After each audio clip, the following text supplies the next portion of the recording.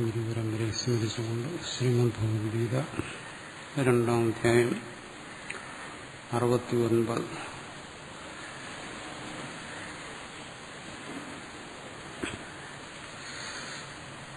യാ നിശാ സർവഭൂതാനാം തസ്യാം ജാഗർത്തി സംയമേ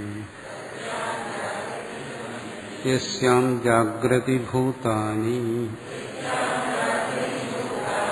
സാ നിശാ പശ്യതോ മുനേഃ. ഭാഷ്യം. യാ നിശാ രാത്രി സർവപദാർത്ഥാനാം അവിവേകകരീ തമസ്വഭാവത്വാത് സർവഭൂതാനാം സർവേഷാം ഭൂതാനാം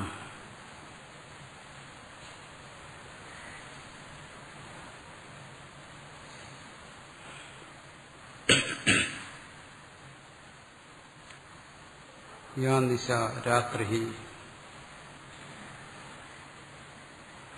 യാതൊന്നാണോ രാത്രിയായിരിക്കുന്നത് സർവപദാർത്ഥാനാം അവിവേകകരി സർവപദാർത്ഥങ്ങളുടെയും അജ്ഞതയുണ്ടാക്കുന്നത് ഇരുട്ട് പദാർത്ഥജ്ഞാനത്തെ ജീവന് നൽകുന്നില്ല. ഇരുട്ടുകൊണ്ടെല്ലാം മൂടിയിരിക്കുന്നു. എന്തുകൊണ്ട്? തമസ്വഭാവത്വ. രാത്രി അത് തമസ്വഭാവമാണ്, ഇരുണ്ട രാത്രി. സർവഭൂതാനാം അതിനെ വ്യാഖ്യാനിക്കുന്നു സർവേഷാം ഭൂതാനാം. സർവപ്രാണികൾക്കും രാത്രി അത് പദാർത്ഥ വിവേകത്തെ കൊടുക്കുന്നില്ല, വസ്തു വിവേകത്തെ കൊടുക്കുന്നില്ല. വസ്തുക്കളെ തിരിച്ചറിയാൻ കഴിയുന്നില്ല രാത്രി. എന്തുകൊണ്ട്? ഇരുട്ടുമുണ്ട്. കിം തത് പരമാർത്ഥതത്വം സ്ഥിതപ്രജ്ഞസ്യ വിഷയ.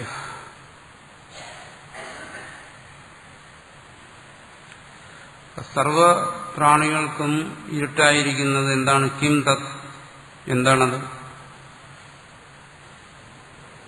പറയുന്നു പരമാർത്ഥതത്വം. അതാണ് ഇവിടെ പറയുന്നത്. ആ പരമാർത്ഥ തത്വം എന്താണത്? സ്ഥിതപ്രജ്ഞസ്യ വിഷയ. സ്ഥിതപ്രജ്ഞന് വിഷയമായിരിക്കുന്നു.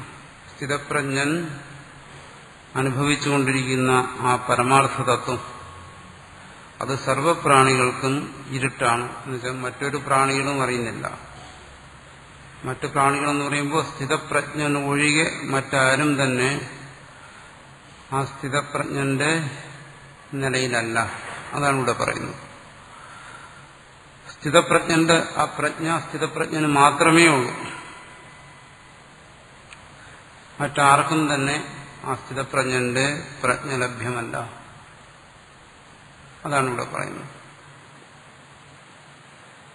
ഇത് വളരെ പ്രധാനപ്പെട്ട ഒരു വിഷയമാണ്. ഇവിടെ ഇപ്പോൾ ആചാര്യസ്വാമികൾ അതിനെ കർമ്മവുമായി ബന്ധപ്പെടുത്തിയാണ് ചർച്ച ചെയ്യുന്നതെങ്കിലും മറ്റു പല വ്യാഖ്യാതാക്കളും ഇതിനെ പലതരത്തിൽ വിശദീകരിച്ചിട്ടുണ്ട്.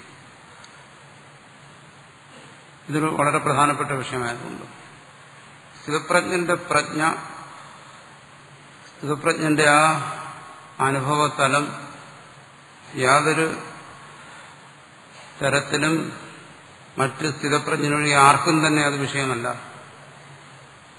പരസ്പര വിരുദ്ധമായ രണ്ട് തലമാണത്. അതുകൊണ്ട് എന്ത് സംഭവിക്കുന്നു? ആ പ്രജ്ഞ ഇല്ലാത്ത ഒരു ജീവൻ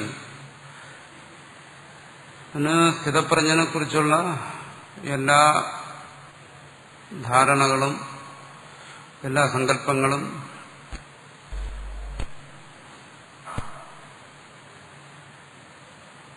അപൂർണമാണ്, തികച്ചും ഭാഗികമാണ്.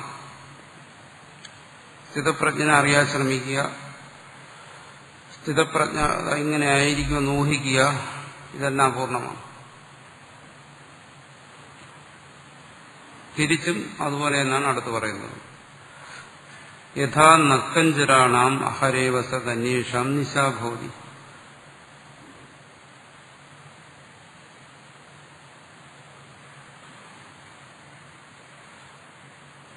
തദ്വത് നക്തഞ്ചരസ്ഥാനീയാനാം അജ്ഞാനാം സർവഭൂതാനാം നിശ ഇവ നിശ പരമാർത്ഥതത്വം. നക്തഞ്ചരന്മാർ ഇരുട്ടിൽ സഞ്ചരിക്കാൻ കഴിയുന്നവർ, ചില പ്രാണികളും മറ്റുമുണ്ട്. ഇരുട്ടിൽ ഉള്ള അതിസൂക്ഷ്മമായ പ്രകാശത്തെ ഗ്രഹിച്ച് ഇരുട്ടുള്ള വസ്തുക്കളെ തിരിച്ചറിയാൻ കഴിയുന്നു പകലുപോലെ. ചില പ്രാണികൾക്കുള്ള സവിശേഷതയാണ്, അതാണ് നക്തഞ്ചരന്മാരെന്ന് പറയുന്നത്. ഇരുളിലുമുണ്ട് ചെറിയ വെളിച്ചം, ആ വെളിച്ചത്തിന്റെ സഹായത്തോടുകൂടി ഇരുട്ടത്തുള്ള പദാർത്ഥങ്ങളെ പകലുപോലെ തിരിച്ചറിയാൻ കഴിയും. അതുപോലെ അവർക്കെന്താണ് അഹരേവ സത്, രാത്രി അവർക്ക് പകലാണ്. അന്വേഷാൻ നിശാബോധി, മറ്റുള്ളവർക്ക് രാത്രി. മറ്റുള്ളവരുടെ രാത്രി അവർക്ക് പകലാണ് എന്നുള്ളതിന് ഉദാഹരണമാണ് പറഞ്ഞത്. സർവരും രാത്രിയായിട്ട് കാണുമ്പോൾ നക്തഞ്ചരന്മാർ അതിനെ പകലായി കാണുന്നു. തദ്വത് നക്തഞ്ചരസ്ഥാനീയാനാം അജ്ഞാനാം സർവഭൂതാനാം നിശ ഇവ നിശ പരമാർത്ഥതത്വം.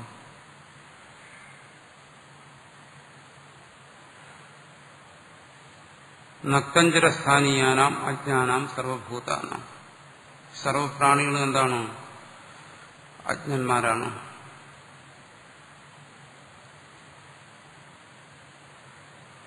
അവർക്കെന്താണ്? നിശ ഇവ, ഇരുട്ട് പോലെ, രാത്രി പോലെയാണ് നിശ. എന്ത്? പരമാർത്ഥതത്വം. നിശ എന്ന് പറഞ്ഞാൽ സാധാരണ രാത്രി എടുക്കരുത്. പരമാർത്ഥ തത്വത്തെക്കുറിച്ച് പറയുമ്പോൾ അതിനെ രാത്രിയായിട്ട് എടുക്കണ്ട.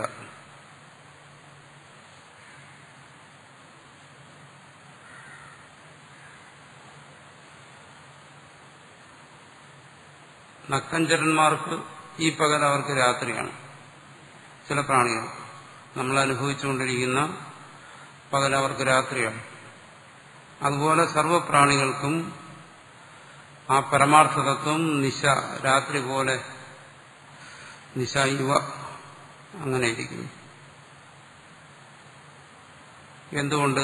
അഗോചരത്വാ അതദ്ബുദ്ധീനാം, അതദ്ബുദ്ധികൾ, ഇനി പറയും തദ്ബുദ്ധയ തദാത്മാ തന്നിഷ്ഠ തത്പരായണ, തദ്ബുദ്ധികളെ കുറിച്ച് പറയും. ആ പരമാർത്ഥ ബോധമുള്ളവരാണ് തദ്ബുദ്ധി, ഈശ്വരബോധമുള്ള സ്ഥിതപ്രജ്ഞന്മാർ. അങ്ങനെ അല്ലാത്തവർ അതദ്ബുദ്ധികൾ, അവർക്ക് അഗോചരത്വം, അതവർക്കത് വിഷയമാകുന്നില്ല. നക്തഞ്ചരന്മാർക്ക് പകൽ വിഷയമാകാത്തതുപോലെ അജ്ഞന്മാർക്ക് ഈ പരമാർത്ഥതത്വം വിഷയമാകുന്നില്ല. തസ്യാം പരമാർത്ഥതത്വലക്ഷണായാം അജ്ഞാനനിദ്രായാഃ പ്രബുദ്ധോ ജാഗർത്തി സംയമീ സംയമവാൻ ജിതേന്ദ്രിയോ യോഗി ഇത്യർത്ഥഃ. തസ്യാം ജാഗർത്തി സംയമി, അതിന് വ്യാഖ്യാനിക്കുന്നു. സംയമി, സംയമവാൻ, സംയമം ഉള്ളവൻ. കാരണം ഇന്ദ്രിയ നിഗ്രഹത്തെക്കുറിച്ചാണ് ഇതുവരെ ചർച്ച ചെയ്തുകൊണ്ടിരുന്നത്. ഈ സ്ഥിതപ്രജ്ഞയ്ക്ക് മുഖ്യമായൊരു കാരണം ഇന്ദ്രിയ നിഗ്രഹമാണ്. ജിതേന്ദ്രിയ യോഗി, ജിതേന്ദ്രിയനായ യോഗി.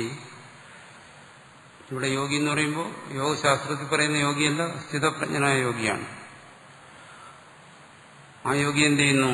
തസ്യാം പരമാർത്ഥ തത്വലക്ഷണായ, ആ പരമാർത്ഥ തത്വം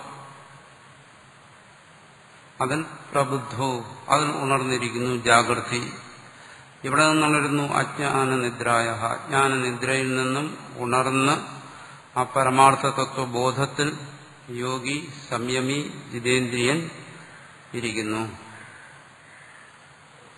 മറ്റു പ്രാണികളുടെ അജ്ഞാനനിദ്രയിൽ നിന്നും ഉണർന്ന് ജിതേന്ദ്രിയനായ സ്ഥിതപ്രജ്ഞൻ സദാ സ്ഥിതി ചെയ്യുന്നു. യസ്യാം ഗ്രാഹ്യഗ്രാഹക ഭേദലക്ഷണായാം അവിദ്യാനിശായാം പ്രസുപ്താന്യേവ ഭൂതാനി.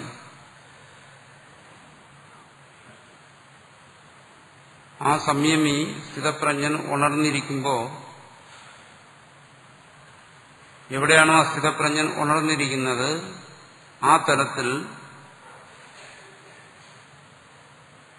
അജ്ഞന്മാരെത്തുന്നില്ല. മറിച്ചവർ യസ്യാം ഗ്രാഹ്യ ഗ്രാഹക ഭേദലക്ഷണായ, ഗ്രാഹ്യം ഗ്രാഹകൻ എന്നുള്ള ഭേദത്തോടു കൂടിയിരിക്കുന്ന അവിദ്യാനിശായ, അവിദ്യാനിശയിൽ,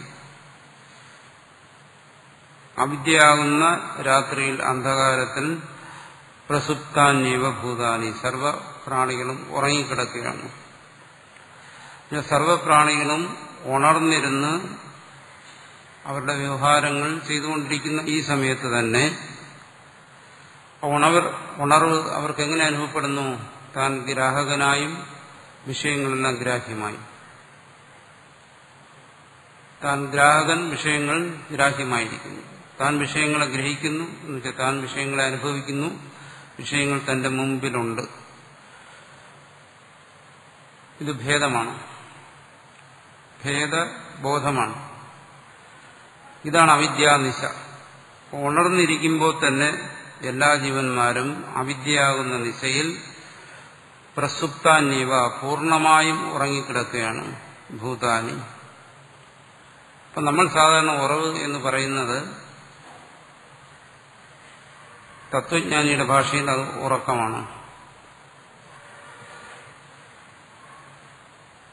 അല്ലെങ്കിൽ തത്വജ്ഞാനിക്ക് അതാണ് ഉറക്കം എന്നും പറയാം. അതടുത്ത് പറയും.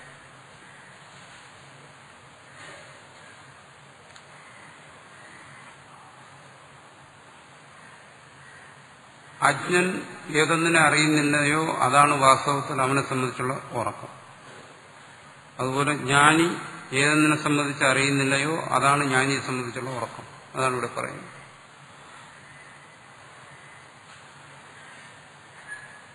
ജ്ഞാനി അജ്ഞാനത്തെ അറിയുന്നില്ല. ജ്ഞാനിക്ക് ഈ ഗ്രാഹ്യഗ്രാഹക ഭേദം അതില്ല.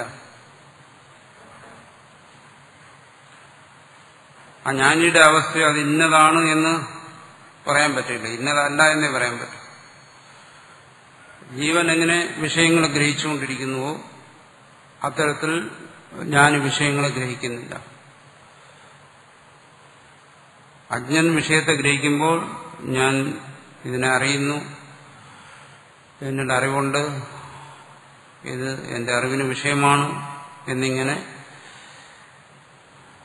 ഉള്ള ഒരു ബോധത്തിലാണ് അജ്ഞന്റെ ഉണർവ്. ഇങ്ങനെ അറിഞ്ഞുകൊണ്ടിരിക്കുന്നു.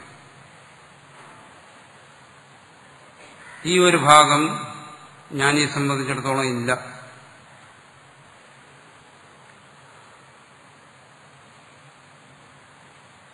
ഇതിനെ ജ്ഞാനി അറിയുന്നില്ല. അജ്ഞാനത്തെ ജ്ഞാനി അറിയുന്നില്ല. അതുകൊണ്ട് അതിനെ പറയാം. എന്താണ് ജ്ഞാനിയുടെ ഉറക്കം എന്ന് പറയുന്നത്? അതിനെ പറയാം.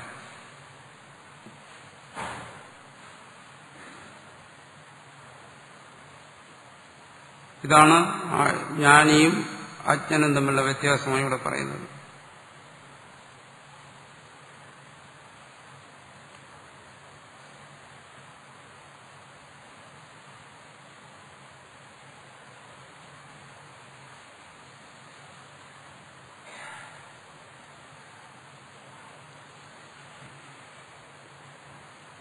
അതിനകത്ത് കുറച്ച് ഭാഗമില്ല.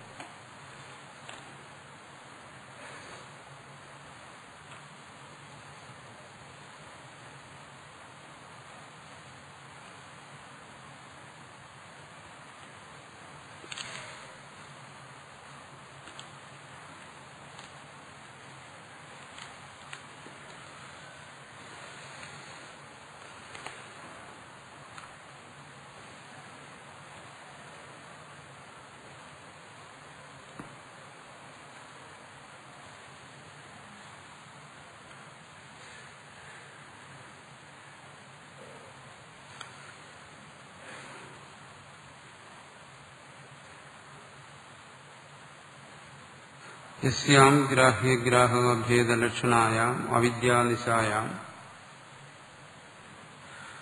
പ്രസുപ്താന്യവ ഭൂതാനി ജാഗ്രതി ഇത്യുച്യന്തെ.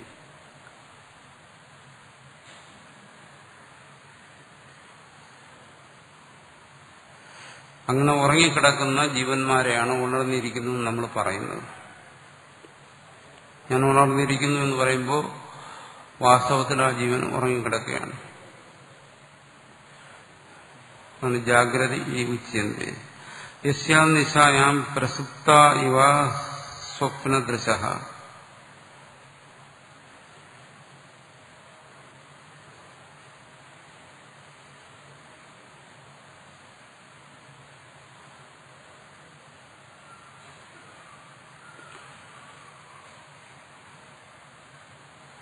ഉറങ്ങിക്കിടക്കുന്നവൻ സ്വപ്നം കാണുന്ന പോലെ.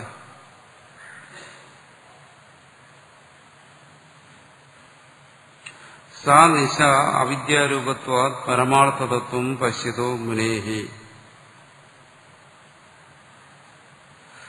അപ്പൊ ജീവന്മാരുടെ ഈ ഉണർവ് പരമാർത്ഥത്തിൽ അത് ഉറക്കമാണ്. പക്ഷെ നമ്മളതിന് ഉണർവെന്ന് പറയുന്നു. അജ്ഞന്മാരുടെ ഈ ഉണർവ് അതെന്താണ്? മുനിക്കത് നിശയാണ്. സാ നിശ അവിദ്യാരൂപത്വ, അവിദ്യയാണ്.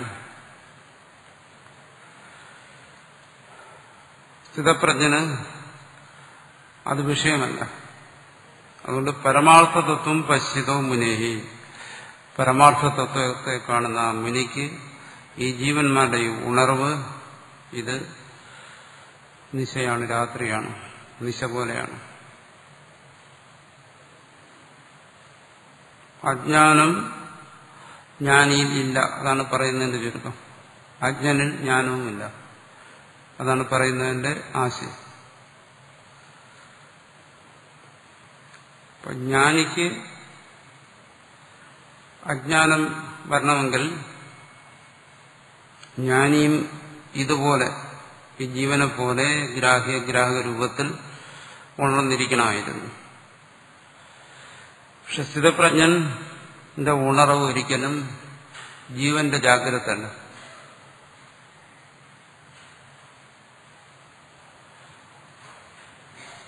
നമ്മൾ ഉണർവെന്ന് പറയുന്നത് ജീവന്റെ ജാഗ്രതത്തിനെയാണ് ഉണർവെന്ന് നമ്മൾ പറയുന്നത്. ജീവൻ ജാഗ്രതയിലിരിക്കുന്നു, അതാണ് നമ്മളെ സംബന്ധിച്ചിടത്തോളം ഉണർവ്. ഉറക്കത്തിൽ നിന്ന് ഉണർന്നു വന്നിരിക്കുന്നത്. ഇവിടെ പറയുന്നത് ഒരാൾ ഉറക്കത്തിൽ നിന്നും ഉണർന്നു വന്നിരുന്ന വിഷയങ്ങളിൽ വ്യാപരിക്കുമ്പോഴും വാസ്തവത്തിൽ അയാൾ ഉറക്കത്തിൽ തന്നെയാണ്. എന്തുകൊണ്ട്? അയാൾ സുഷുപ്തി എന്ന് പറയുന്ന ഒരു അവസ്ഥയിൽ നിന്ന് ഉണർന്നെങ്കിലും അവിദ്യയിൽ നിന്നും ഉണർന്നിട്ടില്ല, അജ്ഞാനത്തിൽ നിന്നും ഉണർന്നിട്ടില്ല. അപ്പൊ അജ്ഞാനത്തിലാണ് അയാൾ ഉറക്കത്തിലേക്ക് പോയത്. ഉണർന്നതും അജ്ഞാനത്തിൽ നിന്ന് തന്നെ. അപ്പൊ ഈ അവസ്ഥാഭേദങ്ങൾ, ഉണർവും ഉറക്കവും അജ്ഞാനമുള്ളവനേ ഉള്ളൂ.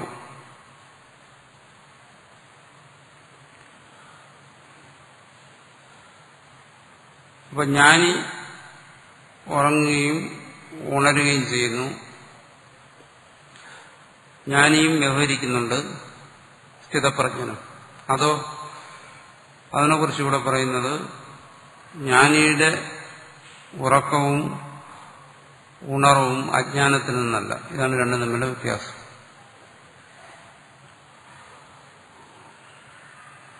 ജ്ഞാനിയുടെ ഉറക്കവും ഉണർവും അത് അജ്ഞാനത്തിൽ നിന്ന് ഉള്ളതല്ല. അജ്ഞാനം നശിച്ചിട്ടും ജ്ഞാനിയിൽ ഉറക്കവും ഉണർവും ഉള്ളതായി നമുക്ക് അനുഭവപ്പെടുന്നു. അപ്പൊ അജ്ഞാനം ഇല്ലാതെയുള്ള ഉറക്കവും ഉണർവുമാണ് ജ്ഞാനി, സ്ഥിതപ്രജ്ഞന്. അപ്പൊ അജ്ഞാനമില്ലാതെയുള്ള ഉറക്കവും ഉണർവും എന്ന് പറയുമ്പോൾ എന്താണത്? അതാണ് പ്രജ്ഞ, സ്ഥിതപ്രജ്ഞന്റെ പ്രജ്ഞ എന്ന് പറയുന്നത്.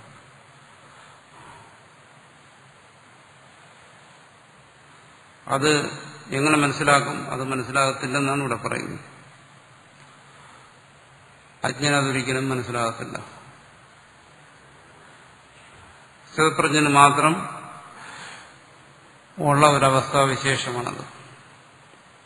അജ്ഞാനം കൂടാതെ തന്നെ ഉണരാനും ഉറങ്ങാനും കഴിയുക. ജീവൻ ഉറങ്ങിയാലും ഉണർന്നാലും അജ്ഞാനത്തിൽ തന്നെ ഇരിക്കുക മറ്റുള്ളവർ. ഇതാണ് രണ്ടും തമ്മിലുള്ള വ്യത്യാസം.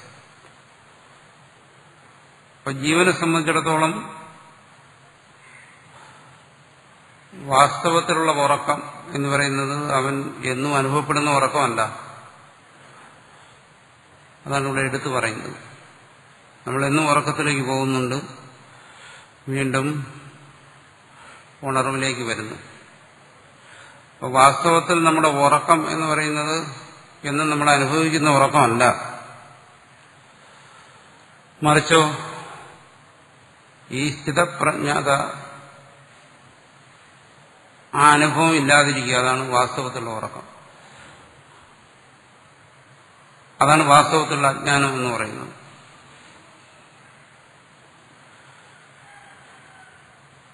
അല്ല, നമ്മൾ ധരിക്കുന്നത് പോലെ ഉറക്കമല്ല അജ്ഞാനം. എന്തുകൊണ്ട്? ഉണർന്നിരിക്കുമ്പോഴും അവൻ അജ്ഞാനം തന്നെ, ഉണർന്നിരിക്കുമ്പോഴും അവൻ അജ്ഞാനം തന്നെയാണ്. ഉറക്കത്തിലും നമ്മൾ അവനെ അജ്ഞനായിട്ട് തന്നെ കണക്കാക്കുന്നു. അപ്പോൾ വാസ്തവത്തിൽ അജ്ഞാനം എന്ന് പറയുന്നത് എന്താണ്? ആ സ്ഥിതപ്രജ്ഞത ഇല്ലാതിരിക്കുക, അതാണ് അജ്ഞാനം. അതാണ് ജീവന്റെ അജ്ഞാനം എന്ന് പറയുന്നത്.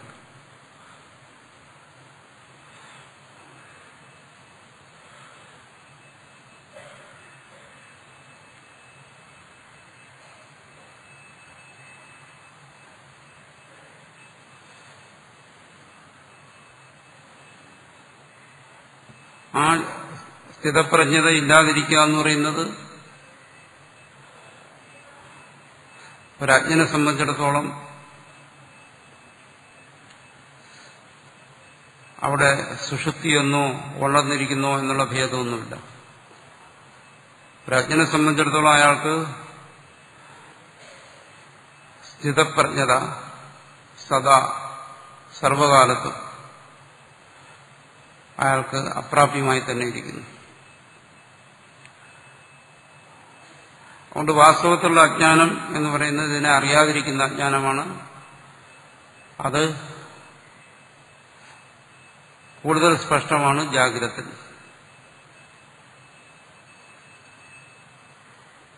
അതുകൊണ്ട് സ്ഥിതപ്രജ്ഞനെ ഒരിക്കലും ഒരജ്ഞന് ഗ്രഹിക്കാൻ സാധ്യമല്ല. അത് അജ്ഞന്റെ തലമല്ല, അത് നേരെ വിപരീതമായൊരു തലമാണ്. തന്റെ അവസ്ഥ അല്ല എന്ന് അതിനെ മനസ്സിലാക്കാൻ പറ്റും. ആ അവസ്ഥ ഇന്നതാണെന്നറിയാൻ പറ്റത്തില്ല. അറിയുമ്പോൾ അറിയുന്നവനാണ് സ്ഥിതപ്രജ്ഞനായി. പൂർണ്ണമായി ഇത് രണ്ട് തലങ്ങളാണ്. അതാണ് ഇവിടെ പറയുന്നത്. മറിച്ചും സ്ഥിതപ്രജ്ഞനെ സംബന്ധിച്ചിടത്തോളമാണെങ്കിലോ സ്ഥിതപ്രജ്ഞനിൽ ഇവിടെ പറയുന്ന തരത്തിലുള്ള അവസ്ഥകൾ, ഈ പറയുന്ന തരത്തിലുള്ള ഗ്രാഹ്യഗ്രാഹക വ്യവഹാരം ഇതെല്ലാം നടക്കുന്നുണ്ടെങ്കിലും അജ്ഞാനത്തിൽ നിന്ന് മുക്തമായിട്ടാണ് എല്ലാം നടക്കുന്നത്. അതുകൊണ്ട് തന്നെ സ്ഥിതപ്രജ്ഞൻ ഒരിക്കലും ഈ ജീവന്റെ തലത്തിലേക്ക് വരുന്നില്ല. എന്നുവെച്ചാൽ ജീവന്റെ സുഷുപ്തിയും ജീവന്റെ സ്വപ്നവും മറ്റും അത് സ്ഥിതപ്രജ്ഞനില്ല. മറ്റുള്ള അജ്ഞന്മാരുടെ ജാഗ്രതും അജ്ഞന്മാരുടെ സുഷുപ്തിയും അജ്ഞന്മാരുടെ വ്യവഹാരവും സ്ഥിതപ്രജ്ഞനില്ല. അതിനെക്കുറിച്ച് നമുക്ക് മനസ്സിലാക്കാൻ വേണ്ടി പറയാം എന്താണ് സ്ഥിതപ്രജ്ഞന് അതിനെക്കുറിച്ചൊന്നുമുള്ള അറിവില്ല എന്ന് പറയുന്നത്. അതാണ് അറിവില്ല എന്ന് പറഞ്ഞാൽ അജ്ഞാനം ഉണ്ടെന്നുള്ള അർത്ഥത്തിലല്ല. സ്ഥിതപ്രജ്ഞന്റെ ആ പ്രജ്ഞാതലം ഇതല്ല, ഇതുമായിട്ടൊരു ബന്ധവുമില്ല. ഇത് രണ്ടും അത്യന്തം വിരുദ്ധമായിരിക്കുന്നത് കൊണ്ട് തന്നെ ഒരജ്ഞന് ഒരിക്കലും അസ്ഥിതപ്രജ്ഞനെ അയാളുടെ ഗ്രാഹക ബുദ്ധി കൊണ്ട് അറിയാൻ സാധ്യമല്ല. സ്ഥിതപ്രജ്ഞനെ ആരും അറിയുന്നില്ല.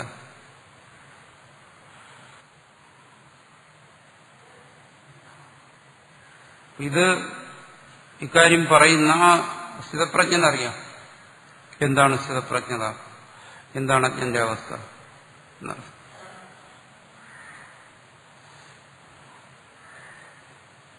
സ്ഥിതപ്രജ്ഞൻ സ്വയവും അറിയുന്നുണ്ട്, അജ്ഞനെ അറിയുന്നുണ്ട്.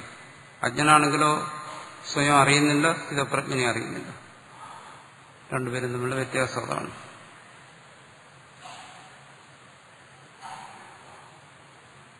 അതുകൊണ്ട് അതഃ കർമാണി അവിദ്യാവസ്ഥായാമേവ ചോദ്യന്തേ ന വിദ്യാവസ്ഥായ.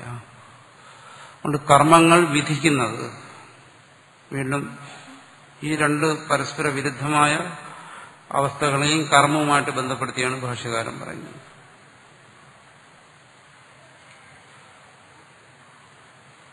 കർമാണി അവിദ്യാവസ്ഥായാമേവ ചോദ്യന്തേ, കർമ്മങ്ങൾ അവിദ്യാവസ്ഥയിലാണ് വിധിക്കപ്പെടുന്നത്. അജ്ഞനാണ് അതെല്ലാം വിധിച്ചിരിക്കുന്നത്. എന്ന വിദ്യാവസ്ഥായ, വിദ്വാൻ അതൊന്നും വിധിച്ചിട്ടില്ല. കർമ്മങ്ങൾ ശാശ്വതമാണ്. അത് ഒരുവൻ ഏതു കാലത്തും അനുഷ്ഠിച്ചേ തീരൂ, അല്ലെങ്കിൽ പാപം ഉണ്ടാവും എന്നെല്ലാം കരുതുന്ന മീമാംസകർക്ക് വേണ്ടി ഇത് പറയണം. അവർ മനസ്സിലാക്കാൻ വേണ്ടിയിട്ടാണ് പറയുന്നത്.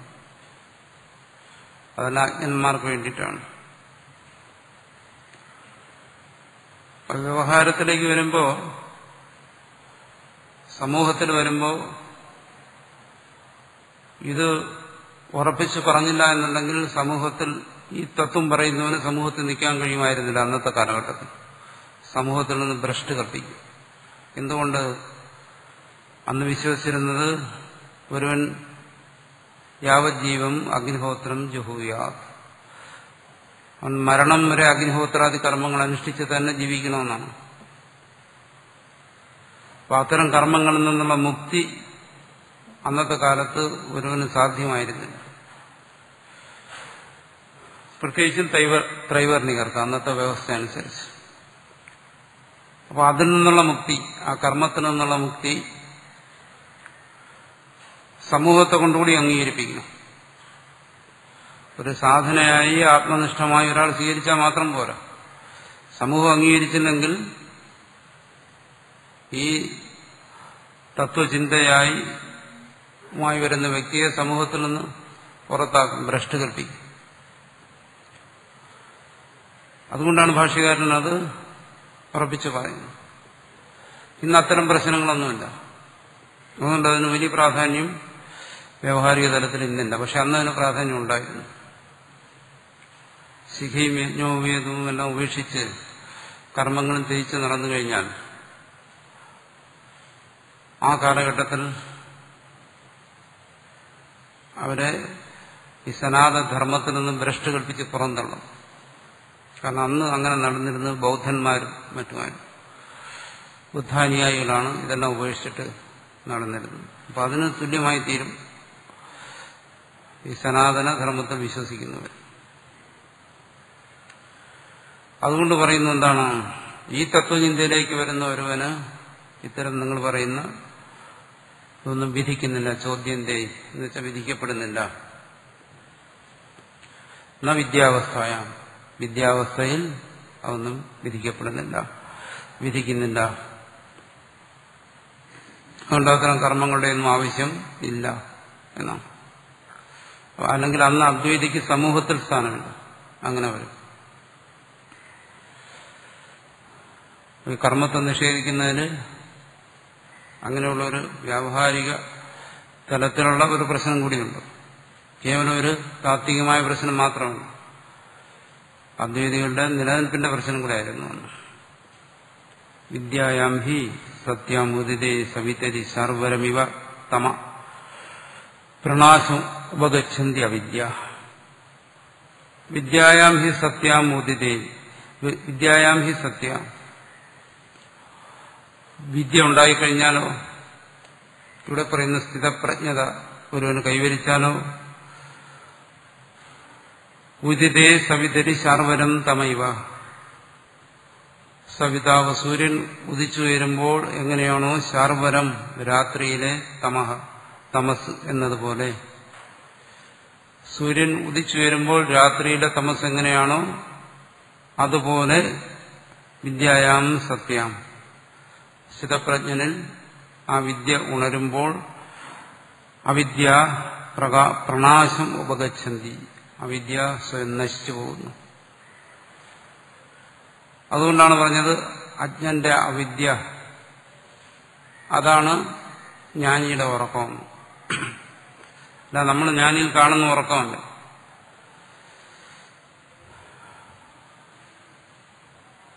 ജ്ഞാനിയുടെ ജ്ഞാനത്തിൽ പ്രജ്ഞയിൽ അജ്ഞന്റെ അവിദ്യ അവിടെ ഇല്ല, ലേശമില്ല. ജ്ഞാനിയുടെ പ്രജ്ഞയിലും അവിദ്യ ഉണ്ട് എന്ന് വന്നു കഴിഞ്ഞാൽ പിന്നെ അവിടെ ജ്ഞാനിയല്ല.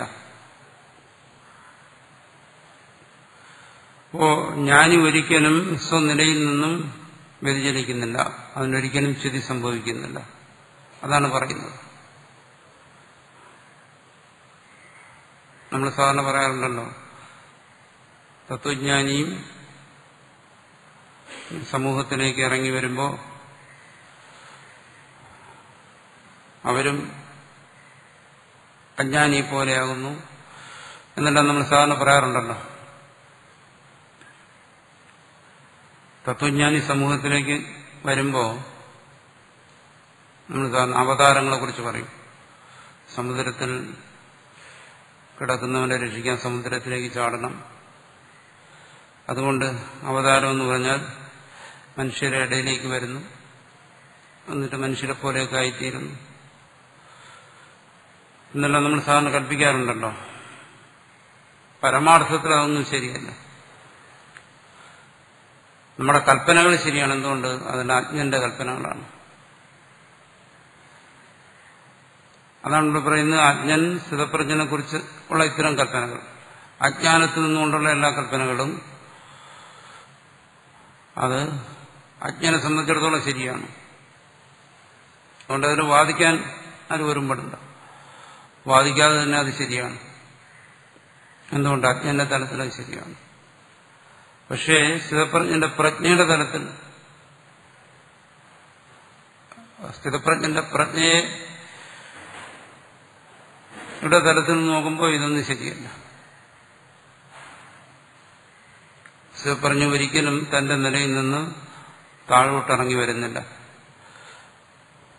എന്തുകൊണ്ട്? സ്ഥിതപ്രജ്ഞനെ സംബന്ധിച്ചിടത്തോളം പിന്നെ താഴെയും മേലും ഇല്ല. അതുകൊണ്ട് താഴെയും മേലും ഉണ്ടെങ്കിലേ ഇറങ്ങി വരാൻ പറ്റും. പിന്നെ സമൂഹത്തിൽ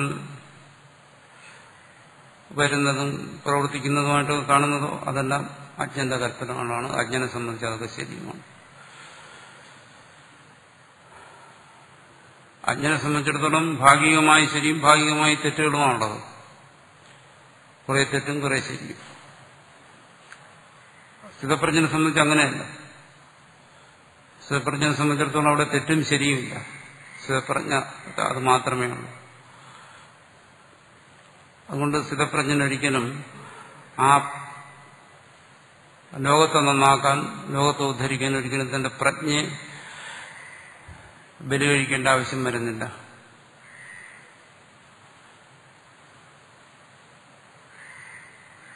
അങ്ങനെ ഒരു ത്യാഗമൊന്നും സ്ഥിതപ്രജ്ഞന് ആവശ്യമില്ല. അങ്ങനെ പലതും ത്യജിച്ചിട്ടാണ് സ്ഥിതപ്രജ്ഞൻ മറ്റുള്ളവരെ രക്ഷിക്കുന്നതെന്നാണ് അജ്ഞൻ കൽപ്പിക്കുന്നത്. അങ്ങനെയൊന്നും സംഭവിക്കുന്നില്ല. സ്ഥിതപ്രജ്ഞനെ സംബന്ധിച്ചിടത്തോളം എന്താണ്? ഇങ്ങനെ ഒരു അജ്ഞാനമേ ഇല്ല. അജ്ഞാനമില്ലെങ്കിൽ പിന്നെ അജ്ഞാനത്തിൽപ്പെട്ടവനെ എങ്ങനെ രക്ഷിക്കും? അതിന്റെ ആവശ്യവും വരുന്നില്ല. അതാണ് പരമാർത്ഥം. പക്ഷെ നമ്മുടെ അനുഭവം അല്ലല്ലോ, അങ്ങനെയല്ലല്ലോ. അത് ശരിയാണ്, നമ്മുടെ അനുഭവം ശരി തന്നെയാണ്.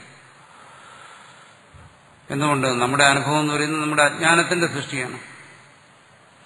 നമ്മുടെ അജ്ഞാനം നമ്മളിൽ ആരോപിക്കുന്നതാണ്. അജ്ഞാനം തന്നെ സ്ഥിതപ്രജ്ഞനിൽ പലതും ആരോപിക്കുന്നുണ്ട്. അതുകൊണ്ട് പലതും കൽപ്പിക്കുന്നുണ്ട്. അജ്ഞാനത്തിന്റെ സൃഷ്ടിയായതുകൊണ്ട് അജ്ഞനെ സംബന്ധിച്ചിടത്തോളം അത് ശരി തന്നെ. ഇവിടെ പറയുന്ന പരമാർത്ഥ തത്വം ഇതിൽ അതിനൊന്നും നിലനിൽപ്പില്ല. അതുകൊണ്ട് സ്ഥിതപ്രജ്ഞനെ സംബന്ധിച്ചിടത്തോളം ഈ അജ്ഞാനം അത് തന്നെയാണ് സ്ഥിതപ്രജ്ഞന്റെ നിശ, ഉറക്കമെന്ന് നമുക്ക് പറയാം. അത് സ്ഥിതപ്രജ്ഞനെ ബാധിക്കാത്ത ഉറക്കമാണ്. അജ്ഞൻ ഉറങ്ങുമ്പോൾ ആ ഉറക്കം അവനെ ബാധിക്കും. സ്ഥിതപ്രജ്ഞന്റെ ഉറക്കം എന്ന് പറയുന്നത് അത് സ്ഥിതപ്രജ്ഞനെ ബാധിക്കാത്ത ഉറക്കമാണ്. സ്ഥിതപ്രജ്ഞനെ അജ്ഞനാക്കാത്ത ഉറക്കമാണ്. എന്തുകൊണ്ട്? ആ പ്രജ്ഞ ഭംഗം അതൊരിക്കലും സ്ഥിതപ്രജ്ഞനിൽ വരുന്നില്ല. ജീവനത് സംഭവിക്കുന്നു. ജീവന്റെ പ്രജ്ഞ ഉണർന്നിരിക്കുന്നു. ഉറക്കമെന്ന് പറയുന്നത് എന്താണ്? അവിടെ ആ പ്രജ്ഞാഭംഗം സംഭവിക്കുന്നു. മറ്റൊരുത്തത് സംഭവിക്കുന്നില്ല.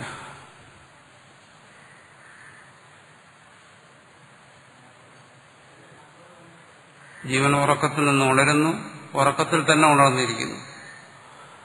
ഇത്തരം കാര്യങ്ങളൊന്നും സ്ഥിതപ്രജ്ഞയിൽ സംഭവിക്കുന്നില്ല എന്ന് നമ്മൾ മനസ്സിലാക്കുക. അതാണ് പ്രനാശം ഉപഗച്ഛന്തി അവിദ്യ. അവിദ്യ അവിടെ പൂർണ്ണമായി നശിക്കുന്നു.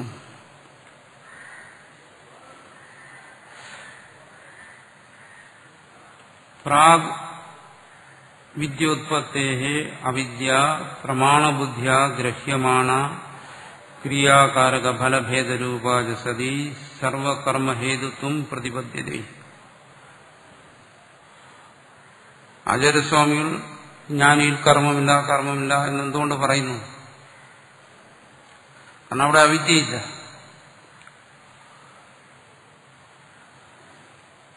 കർമ്മം എങ്ങനെ കൂടാതിരിക്കും എന്ന് ജീവൻ സംശയിക്കുന്ന എന്തുകൊണ്ട്?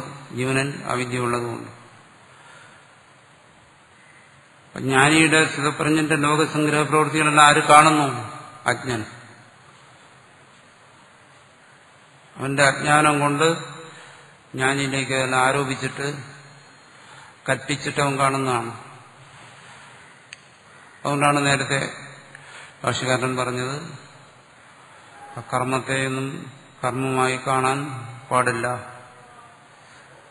കർമ്മം ചെയ്യുന്നു എന്ന് പറഞ്ഞാലും കർമ്മം ചെയ്യുന്നില്ല എന്ന് പറഞ്ഞാലും രണ്ടും കൽപ്പനയാണ്, ജീവന്റെ കൽപ്പനയാണ്. അതുകൊണ്ട് സ്ഥിതപ്രജ്ഞനെ കൊണ്ട് അത് വേദം വിധിച്ചിരിക്കുന്നതാണ്, കർമ്മം ചെയ്തേ തീരൂ എന്ന് കൽപ്പിക്കാൻ ആർക്കും അവകാശമില്ല, ചെയ്യിപ്പിക്കാൻ ആർക്കും അവകാശമില്ല. അതാണ് ഇവിടെ പറഞ്ഞു വരുന്നത്. പ്രാഗ് വിദ്യോത്പത്തേഹി, വിദ്യ ഉണ്ടാകുന്നതിന് മുമ്പ് അജ്ഞന് അവിദ്യ പ്രമാണബുദ്ധിയ ഗ്രഹ്യമാണ്. അവിദ്യ അവൻ സത്യമായി ഗ്രഹിക്കുന്നു, അജ്ഞാനത്തെ അവൻ ശരി, അതിനെ പരമാർത്ഥമായി ഗ്രഹിക്കുന്നു. വിദ്യയല്ല പരമാർത്ഥം, അവന് അവിദ്യയാണ് പരമാർത്ഥം. പ്രമാണബുദ്ധിയ പ്രമ എന്ന് കരുതുന്നു, സത്യമാണെന്ന് കരുതുന്നു.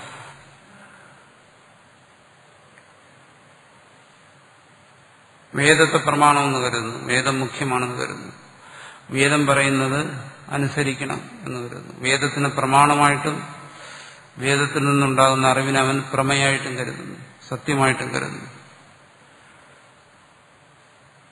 ക്രിയാകാരക ഫലഭേദരൂപ, ആ വിദ്യ തന്നെയാണ് ക്രിയയായിട്ടും, അതായത് പ്രവൃത്തികളായിട്ടും കാരകമായിട്ടും, പ്രവൃത്തി ചെയ്യുന്നവനും പ്രവൃത്തിക്കുള്ള ഉപകരണങ്ങളായിട്ടും ഫലമായിട്ടും, ആ പ്രവൃത്തിയുടെ ഫലമായിട്ടും. യാഗകർത്താവ്, യാഗബലമായ സ്വർഗം യാഗ ഉപകരണങ്ങൾ, ഇങ്ങനെയെല്ലാം വന്നിട്ട് സർവകർമ്മഹേതുത്വം പ്രതിപദ്ധ്യത, അതിൽ സർവകർമ്മഹേതുത്വം വരുന്നു. ആ വിദ്യയിൽ സർവകർമ്മഹേതുത്വം വരുന്നു. അവിദ്യയിലാണ് കർമ്മങ്ങൾ, പ്രജ്ഞയിൽ കർമ്മങ്ങളില്ല. അപ്രമാണ ബുദ്ധ്യാ ഗൃഹ്യമാണായ കർമ്മഹേതുത്വബുദ്ധി, അവിദ്യയെ സത്യമെന്ന് കരുതാത്തവന്, അവിദ്യയെ ഗ്രഹിക്കാത്തവന് അവിദ്യ കർമ്മത്തിന് ഹേതുവല്ല. അവനെ കൊണ്ട് കർമ്മം ചെയ്യിപ്പിക്കുന്നതിനുള്ള സാമർഥ്യം അവിദ്യക്കില്ല. പ്രമാണഭൂതേന വേദേന മമ ചോദിതം കർത്തവ്യം കർമ്മ ഇതി കർമ്മണി കർത്താ പ്രവർത്തതേ. പ്രമാണഭൂതേന, എനിക്ക് പരമപ്രമാണമായിരിക്കുന്ന വേദം അതെന്ത് ചെയ്തു? മമ ചോദിതം കർത്തവ്യം കർമ്മ, ആ വേദം എനിക്ക് കർത്തവ്യമായിരിക്കുന്ന പ്രവൃത്തികളെ വിധിച്ചിരിക്കുന്നു. മമ ചോദിതം, എനിക്ക് വിധിച്ചിരിക്കുന്നു. ഇത് കർമ്മണി കർത്താ പ്രവർത്തതേ എന്ന് കരുതി കർമ്മങ്ങളിൽ പ്രവർത്തിക്കുന്നു. അതുകൂടെ പറയുക. വേദേന, വൈദിക കർമ്മങ്ങളെ കുറിച്ചാണ് പറയുന്നത്. മുഖ്യമായിട്ടും അതാണ് ഇവിടെ പറഞ്ഞത്. വേദേന ചോദിതം കർമ്മം. അപ്പൊ കർത്തവ്യമായ കർമ്മം എന്നെല്ലാം പറയുമ്പോൾ നമ്മൾ സാധാരണ ചെയ്യുന്ന കർമ്മങ്ങളെ ധരിച്ചു കളയരുത്. അതുകൊണ്ടാണ് പ്രത്യേകം എടുത്ത് പറയുന്നത് വേദേന ചോദിതം കർമ്മം, വേദം വിധിച്ച കർമ്മങ്ങൾ. അതാണ് ഇവിടെ ചർച്ചയ്ക്ക് വിഷയമായിരിക്കുന്നത്. നമ്മൾ തിന്നുകയും കുടിക്കുകയും ചെയ്യുന്നതല്ല, ആ പ്രവൃത്തികളല്ല. ശാസ്ത്ര ചർച്ചയ്ക്ക് വിധേയമായിരിക്കുന്നത് മുഖ്യമായിട്ട് ലൗകിക കർമ്മമല്ല, ശാസ്ത്രീയ കർമ്മമാണ്. അതിലൂടെ പ്രത്യേകം എടുത്ത് പറയുന്നു. താൻ ഏത് കർമ്മത്തെക്കുറിച്ചാണ് ചർച്ച ചെയ്യുന്നത്? വേദേന ചോദിതം കർത്തവ്യം കർമ്മം, വേദം വിധിച്ച കർമ്മങ്ങൾ. അത് ചെയ്യണം, അതിൽ നിന്ന് ആർക്കും ഒഴിഞ്ഞു മാറാൻ പറ്റില്ല എന്ന് മീമാംസകർ പറയുന്നു. ഇല്ല, അവിദ്യാമാത്രം ഇതം സർവം നിശ ഇവ ഇതി ന പ്രവർത്തത എന്നറിയുന്നവൻ, ഇതെല്ലാം കേവലം അവിദ്യയാണ്, ഇത് ഇരുട്ട് പോലെയാണ് എന്ന് കരുതുന്നവൻ ന പ്രവർത്തത, അവൻ പ്രവർത്തിക്കുന്നില്ല, അവന് പ്രവർത്തിക്കേണ്ട ആവശ്യമില്ല. അവന് വീണ്ടും അതിലേക്ക് പോകേണ്ട കാര്യം വരുന്നില്ല. യസ്യതു പുനഃ നിശ ഇവ അവിദ്യാമാത്രമിതം സർവം ഭേദജാതം ഇതി ജ്ഞാനം തസ്യ ആത്മജ്ഞസ്യ സർവകർമ്മ സന്യാസ ഏവ അധികാരം ന പ്രവർത്തനം. ഇവിടെ സന്യാസത്തെക്കുറിച്ച് ഉറപ്പിച്ച് പറയണം. എന്തുകൊണ്ട്? ഒരു ഭാഗത്ത് നിന്ന് ഒരു കൂട്ടം ആൾക്കാർ പറയുന്നു നീ കർമ്മം ചെയ്തേ തീരുമെന്ന്. അപ്പൊ ചെയ്തേ തീരൂ എന്ന് നിർബന്ധിക്കുമ്പോൾ അതിന് മറുപടിയായിട്ടാണ് പറയുന്നത് സന്യാസത്തിൽ. പരമാർത്ഥത്തിൽ അവിടെ കർമ്മത്തിന്റെ കർത്തവ്യവും കർമ്മത്തിന്റെ ത്യാഗവും ഇല്ലെങ്കിലും സന്യാസത്തിന് പ്രാധാന്യം വരുന്ന അവിടെയാണ്. ഒരു കൂട്ടർ ഇത് ചെയ്തേ തീരൂ എന്ന് പറയുന്നു. നിങ്ങൾ എന്ത് ജ്ഞാനം ആർജിച്ചാലും നിങ്ങൾ വീണ്ടും വൈദിക കർമ്മത്തിലേക്ക് വരണമെന്ന് ആവശ്യപ്പെടുകയാണ്. അവർക്ക് സമാധാനം പറയുകയാണ്, അല്ല, നിങ്ങളങ്ങനെ ആവശ്യപ്പെടുകയാണെങ്കിൽ അവിടെ ആ കർമ്മത്തെ ത്യജിക്കുന്നതിനുള്ള അധികാരമുണ്ട് എനിക്ക് എന്ന് പറയുകയാണ്. അതാണ് കർമ്മവും കർമ്മ സന്യാസവും തമ്മിൽ വരുന്ന ബന്ധം. യസ്യത് പുനഃ നിശായിവ അവിദ്യാമാത്രമിതം സർവഭേദജാനം. ഈ ഭേദം മുഴുവൻ എന്താണ്? കേവലം അവിദ്യയാണ്. ഇത് രാത്രി പോലെയാണ്. ഇത് ജ്ഞാനം യസ്യ, ആർക്കാണോ ഇങ്ങനെ ഒരു ബോധമുള്ളത്, സ്ഥിതപ്രജ്ഞന്, തസ്യ ആത്മജ്ഞസ്യ, അവൻ ആത്മജ്ഞനാണ്, അവന് സർവകർമ്മ സന്യാസി ഏവ അധികാരം ന പ്രവൃത്തവും. അതെടുത്ത് പറയും. അവന് പ്രവൃത്തിയിലുള്ള അധികാരം കർമ്മത്യാഗത്തിലാണ്. അവനോട് കർമ്മം ചെയ്യാൻ വിധിക്കാൻ ആർക്കും അവകാശമില്ല എന്നർത്ഥം. അതൊരു താത്വികമായ വിശകലനം എന്നുള്ള നിലയ്ക്കിലാണ് ഇത് ഇവിടെ പറയുന്നത്. അല്ലാതെ തത്വജ്ഞന്റെ ഒരു അനുഭവം എന്നുള്ള നിലയ്ക്കല്ല. ആയ തത്വജ്ഞൻ കർമ്മങ്ങളെ സദാ ഉപേക്ഷിച്ചുകൊണ്ടിരിക്കുന്നു, കർമ്മങ്ങളെ ഒന്നും ചെയ്യുന്നില്ല എന്നുള്ള അർത്ഥത്തിലല്ല പറയുന്നു. മറിച്ചൊരു താത്വിക വിശകലനം വരുമ്പോൾ ഇങ്ങനെയുള്ള ഒരു തത്വജ്ഞാനിക്ക് വീണ്ടും വിധികൾ ബാധകമാണോ? വേദവിധികൾ അതല്ല എന്നാണല്ലോ പറയുന്നത്. അയാൾക്ക് വേദവിധികളെ അനുസരിക്കേണ്ട ആവശ്യമേ ഇല്ല. അത് അജ്ഞന് വേണ്ടിയിട്ടുള്ളതാണ്, അവൻ അതിനനുസരിക്കണം. അവിടെയാണ് കർമ്മവും കർമ്മയോഗവും വരുന്നത്. തഥാച ദർശയിഷ്യതി തദ്ബുദ്ധയ തദാത്മാന ഇത്യാദിന ജ്ഞാനനിഷ്ഠായമേവ തസ്യ അധികാരം. അതുകൊണ്ടെന്താണോ? അവന് ജ്ഞാനനിഷ്ഠയിലാണ് അധികാരം, കർമ്മനിഷ്ഠയിലല്ല എന്നർത്ഥം. സ്ഥിതപ്രജ്ഞന ജ്ഞാനനിഷ്ഠയിൽ തന്നെ ഇരിക്കുന്നു. എന്നുവെച്ചാൽ ജ്ഞാനനിഷ്ഠയിൽ അധികാരം എന്ന് പറയുമ്പോൾ എന്താണ്? അയാൾക്കൊരിക്കലും ആ ജ്ഞാനനിഷ്ഠയിൽ നിന്നും വ്യതിചലനം സംഭവിക്കുന്നില്ല. വീണ്ടും അയാളിൽ കർത്തൃത്വബോധം വന്ന അയാൾ കർമ്മത്തിലേക്ക് വരുന്നില്ല എന്നാണ്. തത്രാവി പ്രവർത്തക പ്രമാണാഭാവേ പ്രവൃത്തി അനുപത്തിരിച്ച് പറയുന്നു. ഒരാൾ ആത്മനിഷ്ഠയിലിരിക്കുന്നു എന്ന് പറയുന്നു. ആത്മനിഷ്ഠയെ ശീലിക്കുന്നവനും ആത്മനിഷ്ഠയിലിരിക്കുകയാണ്. ആത്മനിഷ്ഠ സഹജമായി തീർന്നവനും ആത്മനിഷ്ഠയിലാണ്. ചിത്തശുദ്ധി ഒരാൾക്ക് വന്ന് ചിത്തശുദ്ധി വന്നു എന്ന് പറയുന്നത് തന്നെ തെറ്റാണ്. എന്തുകൊണ്ട്? ചിത്തശുദ്ധി എന്ന് പറയുന്ന ഒരു സുപ്രഭാതത്തിൽ കയറി വരുന്ന ഒരു സാധനം. അത് സാധാരണ ഒരുവനെ സംബന്ധിച്ചിടത്തോളം അത് ക്രമികമായി സംഭവിച്ചുകൊണ്ടിരിക്കുന്ന ഒന്നാണ്. അനുക്ഷണം ഒരു വ്യക്തിയുടെ അന്ധകരണത്തിൽ സംഭവിച്ചുകൊണ്ടിരിക്കുന്ന പരിണാമമാണ് ചിത്തശുദ്ധി. അല്ലാതൊരു വെളിപാടൊന്നുമല്ല.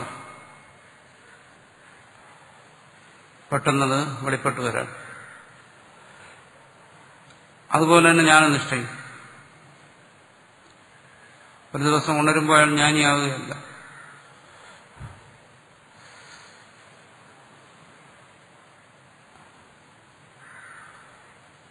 ധ്യാനിച്ചുകൊണ്ടിരുന്ന് പെട്ടെന്ന് ജ്ഞാനം വന്നു, ഞെട്ടി ഉണർന്നു. അപ്പോൾ മനസ്സിലായി താൻ ജ്ഞാനിയാണ്. ധ്യാനം അവസാനിപ്പിച്ചു, എഴുന്നേറ്റ് ഡയറിയിലെടുത്ത് കുറിച്ചിട്ട് ഇത്രാം തീയതി ഇത്ര മണിക്ക് ഞാൻ ജ്ഞാനിയായിരിക്കുന്നു. അങ്ങനെ സംഭവിക്കുന്ന ഒന്നല്ല. അങ്ങനെ സംഭവിച്ചു എന്നാണ് പലരും അവകാശപ്പെടുന്നത്.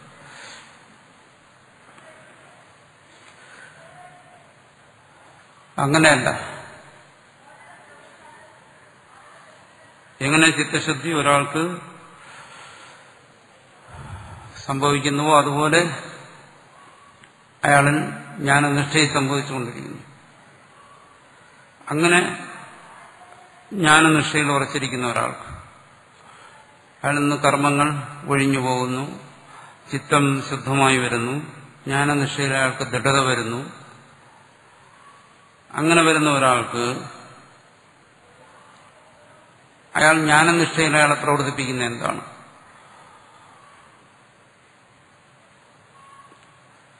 ജ്ഞാനനിഷ്ഠ എന്ന് പറയുന്നത് ഒരു പ്രവൃത്തിയാണ്. അല്ല, അവിടെയും അയാളെ മനസ്സുകൊണ്ട് പ്രവർത്തിക്കുന്നുണ്ടല്ലോ. ജ്ഞാനിക്ക് സർവ്വപ്രമാണങ്ങളെയും നിഷേധിച്ചു കഴിഞ്ഞാൽ പിന്നെ ഇയാളെ ജ്ഞാനത്തിൽ പ്രവർത്തിപ്പിക്കുന്ന എന്താണ്?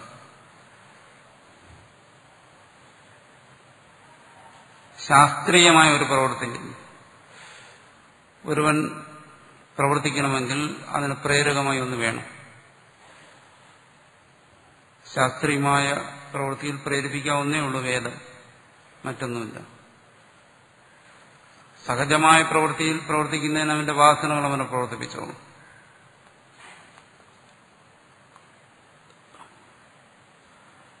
ശരീരധാരണത്തിന് നിമിത്തമായിട്ടുള്ള പ്രവൃത്തികൾ, അന്നപാനാദികൾ, വേദം പറയേണ്ട കാര്യമില്ല. വിശക്കുമ്പം ഭക്ഷിക്കും. പക്ഷെ ഇതങ്ങനെയല്ല. ഇത് ലൗകികമായ കാര്യങ്ങളല്ല, അലൗകികമായ കാര്യങ്ങളാണ്. ഇതിന്റെ ഉപായങ്ങളെക്കുറിച്ചും ഫലങ്ങളെക്കുറിച്ചും വേദത്തിൽ നിന്നേ നമുക്ക് മനസ്സിലാക്കാൻ കഴിയുന്നുണ്ട്. ആചാര്യന്മാർ പറഞ്ഞാലും വേദത്തെ പ്രമാണമാക്കി പറയുന്നതാണ്. അപ്പം മുഖ്യമായ അവലംബം വേദമാണ്. അപ്പം വേദത്തെ സ്ഥിതപ്രജ്ഞനെ നിഷേധിക്കുകയാണ്. അപ്പം ആ നിഷ്ഠയിൽ, ജ്ഞാനനിഷ്ഠയിൽ ഇരിക്കുന്നവന് വേദം പ്രമാണമല്ലെന്ന് പറഞ്ഞാൽ പിന്നെ അവൻ എന്തിനെ ആശ്രയിച്ച് പ്രവർത്തിക്കും? അതാണ് ചോദിക്കുന്നത്. തത്രാവി പ്രവർത്തക പ്രമാണാഭാവി. ജ്ഞാനനിഷ്ഠയിലും അതിലേക്കൊരുവനെ പ്രവർത്തിപ്പിക്കുന്ന ആ പ്രമാണം ഇല്ല എന്ന് വന്നു കഴിഞ്ഞാൽ പ്രവൃത്തി അനുഭവത്തി അവനെങ്ങനെ പ്രവർത്തിക്കും? ജ്ഞാനനിഷ്ഠയിൽ അവനെന്താണ് പിന്നെ അവലംബം? അവൻ എന്തിനു വിശ്വസിക്കും?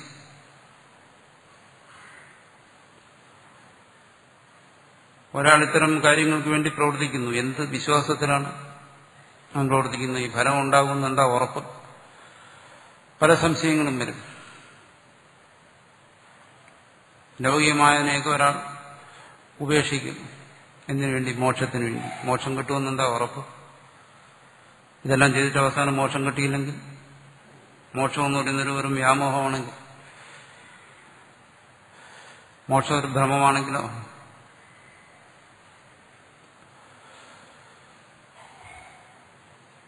അതുവരെയുള്ള എല്ലാ പ്രവൃത്തിയും വ്യർത്ഥമായി തീരും. അപ്പൊ അത് സത്യമാണെന്ന് ബോധിപ്പിക്കുന്നതിനുള്ള ഒരു പ്രമാണം വേണം. ആ പ്രമാണത്തെ ആശ്രയിച്ച് അവന് പ്രവർത്തിക്കാൻ പറ്റും. നമ്മളിപ്പോൾ മോക്ഷത്തിൽ ഭ്രമിച്ചിരിക്കുന്നത് പോലെ വിവേകമുള്ളവൻ ഭ്രമിക്കത്തില്ല. ആദ്യം അവനതിന് തക്കതായ പ്രമാണം കിട്ടണം. ആ പ്രമാണം അനുസരിച്ച് വിവേകി പ്രവർത്തിക്കത്തുള്ളൂ. അതില്ലാത്തവൻ എല്ലാത്തിനും ഭ്രമിക്കുന്നവരെ മോക്ഷത്തിനും ഭ്രമിക്കും. മോക്ഷത്തിന് വേണ്ടി എടുത്തുകയാണ്. എന്താണ് മോക്ഷം? അതിനെക്കുറിച്ച് വലിയ പിടിപാടൊന്നും വേണമെന്നില്ല. ആർക്കുമൊക്കെ മോക്ഷം കിട്ടി എന്നാൽ തനിക്കുമാകട്ടെ. പ്രമാണത്തെ ആശ്രയിച്ചിട്ടുള്ള പ്രവൃത്തിയല്ല. ഇവിടെ പറയുന്നത് വിവേകി പ്രവർത്തിക്കണമെങ്കിൽ അവൻ പ്രമാണത്തെ ആശ്രയിച്ചേ പ്രവർത്തിക്കത്തുള്ളൂ. നിങ്ങൾ ഈ പറയുന്ന ജ്ഞാനനിഷ്ഠ എല്ലാ പ്രമാണങ്ങളെയും ബാധിക്കുന്നതാണെങ്കിൽ അവൻ പിന്നെ എങ്ങനെ അത് പ്രവർത്തിക്കും എന്നാണ്. ഇത് വിവേകികളെ കുറിച്ചാണ് പറയുന്നത്. ഇത് ചെയ്യുന്ന പറയുന്നത് സ്വാത്മവിഷയത്വാത്മവിജ്ഞാനസ്യ.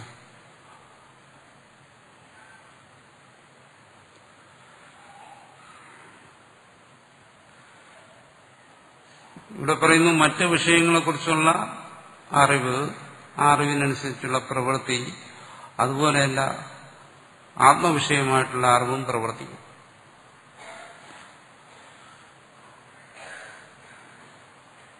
സ്വർഗം എന്ന് പറയുന്ന ഒന്നിനെ കുറിച്ച് അവൻ അറിയുന്നു വേദത്തിൽ നിന്ന്.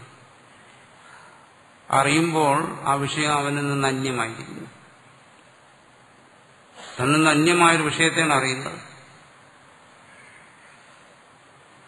അവൻ വേദത്തെ പ്രമാണമായി സ്വീകരിക്കുന്നു. എന്നിട്ട് അവൻ അറിഞ്ഞ ആ സ്വർഗത്തിനു വേണ്ടി അവനിവിടെ ഇരുന്ന് പ്രവർത്തിക്കുന്നു. അവനൊരൊറ്റ ആലംബമേ ഉള്ളൂ. എന്താണ്? വേദത്തിലുള്ള വിശ്വാസം. അല്ലെങ്കിൽ മറ്റു ലോകങ്ങളെക്കുറിച്ച്, തനിക്ക് അറിയാത്ത കാര്യങ്ങളെക്കുറിച്ച്. എന്താണ്? ദേവലോകത്തിൽ പോകുന്നു, വൈകുണ്ഠം എന്ന് പറയുന്നൊരു ലോകമുണ്ട്, കൈലാസം എന്ന് പറയുന്നൊരു ലോകമുണ്ട്, ഇത്തരം ലോകങ്ങളെക്കുറിച്ചുള്ള സങ്കല്പങ്ങൾ. ഈ സങ്കല്പങ്ങളെല്ലാം എന്താണ്? കേവലം വിശ്വാസത്തിന്റെ അടിസ്ഥാനത്തിലുള്ള പ്രവർത്തനങ്ങളാണ്. മോക്ഷത്തെക്കുറിച്ച് ഒരുവൻ അങ്ങനെ സങ്കല്പിച്ച് പ്രവർത്തിക്കുകയാണെങ്കിൽ അതവന്റെ വിശ്വാസത്തെ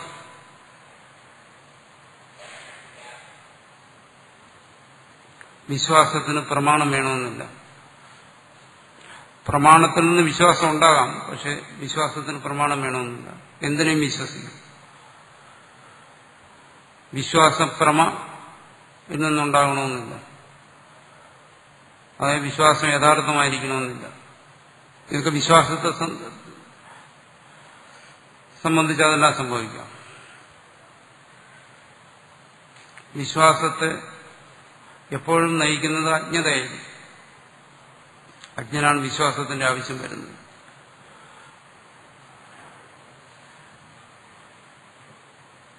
അറിയുന്നവന് വിശ്വാസത്തിന്റെ ആവശ്യമില്ല. അതാണ് ഇവിടെ പറയുന്നത്.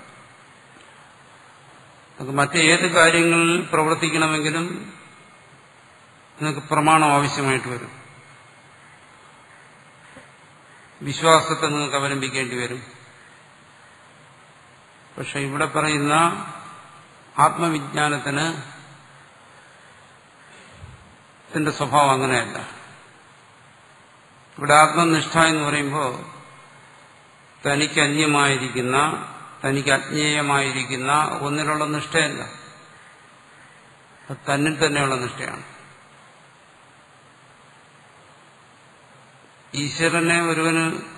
ഈശ്വരനിൽ വിശ്വസിക്കേണ്ടി വരുന്ന ഇപ്പോ ഈശ്വരൻ അന്യനാവുമ്പോഴാണ്.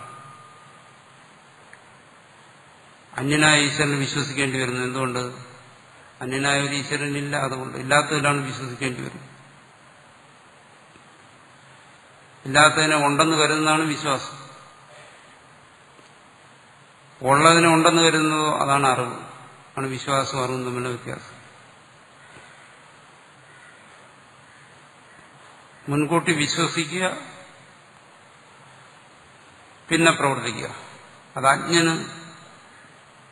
അജ്ഞന്റെ ആലംബനമാണത്. അറിവിന് വിഷയമില്ലാത്ത കാര്യങ്ങൾ അവനുണ്ടെന്ന് ആദ്യം വിശ്വസിക്കുന്നു, മനസ്സിനങ്ങനെ ബോധിപ്പിക്കുന്നു. അത് കഴിഞ്ഞിട്ട് പിന്നീട് അതിനെ അറിയാൻ ശ്രമിക്കുന്നു. ആത്മവിദ്യയെ സംബന്ധിച്ച് അങ്ങനെയല്ല. സ്വാത്മവിഷയത്വാദ ആത്മവിജ്ഞാനസ്യ. ആത്മവിജ്ഞാനത്തെക്കുറിച്ച് പറയുമ്പോൾ ആത്മവിശ്വാസം അല്ലെങ്കിൽ ഈശ്വരബോധത്തെക്കുറിച്ച് പറയുമ്പോൾ അതെന്താണ്? സ്വാത്മവിഷയത്വം. ആ ബോധത്തിന് വിഷയമായിരിക്കുന്ന സ്വസ്വരൂപം തന്നെ ഇവിടെ പറയുന്നു. അവിടെ വിഷയമായിരിക്കുന്നത് താൻ തന്നെയാണ്. അവിടെ ആത്മനിഷ്ഠയ്ക്ക് വിഷയമായിരിക്കുന്നത് തന്നിൽ നിന്നും അന്യമായ ഒരു ഈശ്വരനല്ല. അങ്ങനെ ഒരു ഈശ്വരനാണെങ്കിൽ നമുക്കതിനെ വിശ്വസിക്കേണ്ടി വരും. എന്തുകൊണ്ട്? അങ്ങനെ ഒന്നും ഇല്ലാത്തതുകൊണ്ട്. അപ്പോൾ അത് അബദ്ധമല്ലേ എന്ന് ചോദിക്കും. ചില അബദ്ധങ്ങൾ നല്ലതാണ്, പിന്നീട് ഗുണം ചെയ്യും. അത്തരത്തിൽപ്പെട്ട ഒരു അബദ്ധമാണിത്. ഒരു ഈശ്വരനെ വിശ്വസിച്ചിട്ട് പിന്നെ ആ ഈശ്വരനെ അറിയാൻ ശ്രമിക്കുന്നത്. ഇവിടെ പറയുന്നത് എന്താണ്? ഇതിന് മറ്റൊരു പ്രമാണത്തിന്റെ ആവശ്യമില്ല. ഈശ്വരനെ അറിയുന്നതിന് ആ ഈശ്വരബോധം തന്നെയാണ് പ്രമാണം. വേറെ പ്രമാണമൊന്നുമില്ല.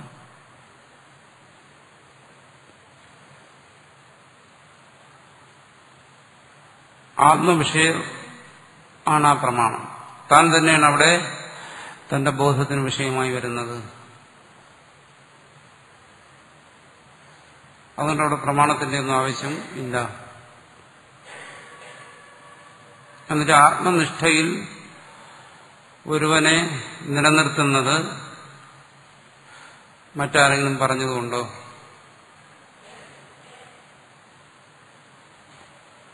ഇപ്പൊ സത്സംഗത്തിന് നമ്മൾ വന്നിരിക്കുന്നു, മറ്റാരെങ്കിലും പ്രേരിപ്പിച്ചിട്ടായിരിക്കും, ചിലപ്പോൾ അമ്മ പറഞ്ഞിട്ടായിരിക്കും കർശനമായി വന്നിരുന്നേ പറ്റൂ. അവിടെ മറ്റൊരു പ്രേരണ വേണം, ബാഹ്യമായ പ്രേരണ വേണം, പ്രമാണം വേണം. ഇത് ഗുണമുള്ളതാണെന്ന് ഒരാൾ പറഞ്ഞു തന്നു.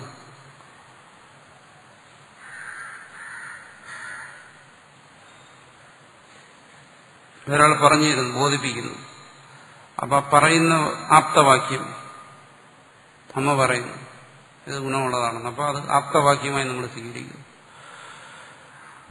അതിനെ പ്രമാണമായി സ്വീകരിച്ചുകൊണ്ട് നമ്മളെന്ത് ചെയ്യുന്നു? സത്സംഗത്തിലിരിക്കുന്നു, അല്ലെങ്കിൽ സാധനങ്ങൾ അന്വേഷിക്കുന്നു, എല്ലാം ചെയ്യുന്നു.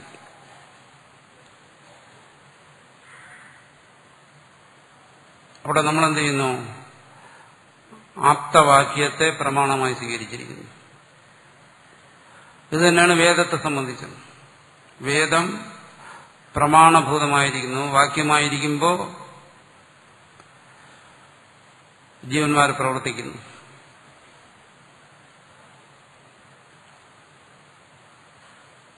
ആത്മനിഷ്ഠ ഒരല്പം വ്യത്യാസമുണ്ട്. ആത്മനിഷ്ഠയിൽ മറ്റ് പ്രമാണത്തിന്റെ ആവശ്യമില്ല.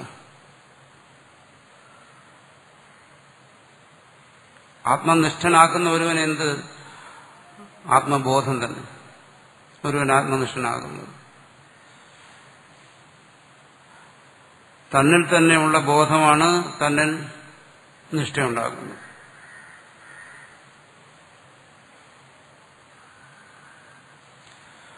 അപ്പോൾ സത്സംഗവും ആത്മനിഷ്ഠയും ഒന്നായി കഴിഞ്ഞാൽ അവിടെ പിന്നെ പ്രേരണയുടെ ആവശ്യം വരത്തില്ല. മറ്റൊരു പ്രമാണത്തെ അവൻ അവലംബിക്കേണ്ടി വരത്തില്ല. അസ്മിത രണ്ടും രണ്ടായിരിക്കുമ്പോൾ സത്സംഗം എന്ന് പറയുന്നത് നമ്മളെ സംബന്ധിച്ചൊരു ഡ്യൂട്ടിയാണ്. പ്രസ്സിൽ പോകുന്നത് പോലെയും കിച്ചണിൽ പോകുന്നത് പോലെയുള്ള ഒരു ഡ്യൂട്ടിയാണത്. അപ്പോൾ അവിടെ ഒരു പ്രമാണം വേണം അത് ചെയ്യുന്നതിന്. അത് ആത്മനിഷ്ഠയായി മാറുകയാണെങ്കിൽ ഇവിടെ പറയുന്നത് എന്താണ്? പ്രവർത്തക പ്രമാണാഭാവ. പിന്നെ അവിടെ പ്രവർത്തക പ്രമാണത്തിന്റെ ആവശ്യമില്ല.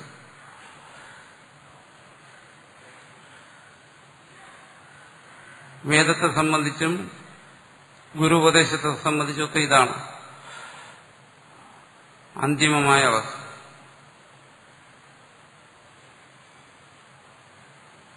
ഉപദേശം അന്യമായിരിക്കുമ്പോൾ അത് നമുക്ക് പ്രമാണമായിരിക്കുന്നു, അത് നമുക്ക് പ്രേരകമായിരിക്കുന്നു. ഉപദേശം ആത്മസാത്കരിക്കുമ്പോൾ, അത് തന്റേതായി തീരുമ്പോൾ അതിൽ പിന്നെ പ്രേരണയില്ല. അത് പ്രത്യേകിച്ചൊരു പ്രവർത്തകമല്ല.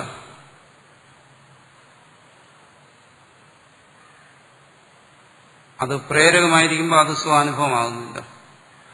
സ്വാനുഭവമായിരിക്കുമ്പോൾ മറ്റൊരു അതിന്റെ പ്രേരണാരൂപം അത് നഷ്ടപ്പെടുന്നു, പ്രേരണാ സ്വഭാവം നഷ്ടപ്പെടുന്നു.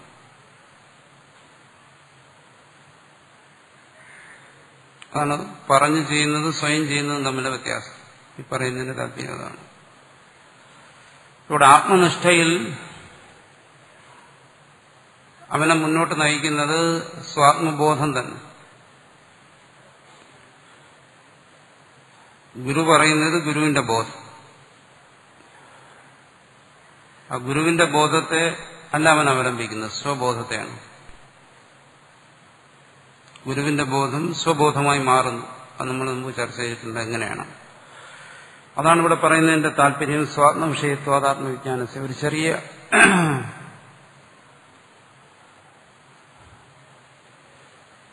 പദത്തിൽ ഒരു വലിയ ആശയത്തെ ഇവിടെ ഭാഷകാരൻ പറഞ്ഞിരിക്കുകയാണ്. പ്രേരിപ്പിക്കാൻ ആരുമില്ലെങ്കിൽ എങ്ങനെ പ്രവർത്തിക്കും? അതാണ് ചോദ്യത്തിന്റെ താല്പര്യം.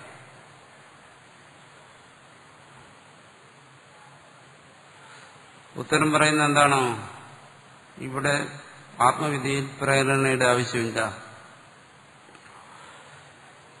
ആത്മാനുഷ്ഠാനം പ്രേരണ കൊണ്ട് ചെയ്യുന്നതല്ല. അത് ഒരാൾ പറഞ്ഞിട്ട് ചെയ്യുന്നതല്ല. അവിടെ പ്രേരണയില്ല. കർമ്മത്തിലാണ് പ്രേരണയുടെ ആവശ്യം. എന്തുകൊണ്ട്? അവിടെ വിഷയം അന്യമായി പോകുന്നു. വിഷയം അന്യമായിരിക്കുന്നു. അവിടെ പ്രേരണ വേണം.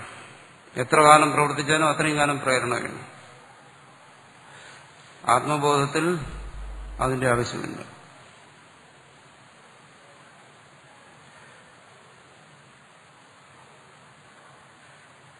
എന്തുകൊണ്ട്? സ്വാത്മവിഷയത്വ. നമ്മുടെ വിഷയം അന്യമാകുന്നില്ല. തന്റെ ബോധം തന്നെയാണ് തന്നെ അതിൽ നിഷ്ഠനാക്കി തീർക്കുന്നത്. ആത്മന സ്വാത്മനി പ്രവർത്തക പ്രമാണ അപേക്ഷ. ആ പറഞ്ഞ കാര്യത്തെ ഒന്നുകൂടി വിശദീകരിക്കുകയാണ്. ഞാനിപ്പോൾ വിശദീകരിച്ച കഴിഞ്ഞ കാര്യം. ആത്മന സ്വാത്മനി പ്രവർത്തക പ്രമാണ അപേക്ഷ. ആത്മാവിന് തന്നിൽ പ്രവർത്തിക്കുന്നതിന് സ്വാത്മനി പ്രവർത്തക പ്രമാണപേക്ഷ, പ്രവർത്തിപ്പിക്കുന്ന പ്രേരിപ്പിക്കുന്ന ഒരു പ്രമാണത്തിന്റെ അപേക്ഷയില്ല. ആപ്തവാക്യത്തിന്റെ ആവശ്യമില്ല, ശ്രുതിയുടെ ആവശ്യമില്ല. മറ്റ് ജോലികൾക്കൊക്കെ അത് ആവശ്യമുണ്ട്, ഇതിനവിടെ ആവശ്യമില്ല. എന്തുകൊണ്ട്? ആത്മത്വാദേവ. ഇത് തന്റെ സ്വരൂപം തന്നെയാണ്. സ്വരൂപബോധത്തിന് മറ്റൊന്നിന്റെ ആവശ്യമില്ല. അതിന് നിഷ്ഠയുണ്ടാകുന്നതിന്, അത് ഒരുവനെ നിശ്ചിതനാക്കുന്നത് അവനിൽ തന്നെ പ്രകടമാകുന്ന ആ ബോധം തന്നെയാണ്.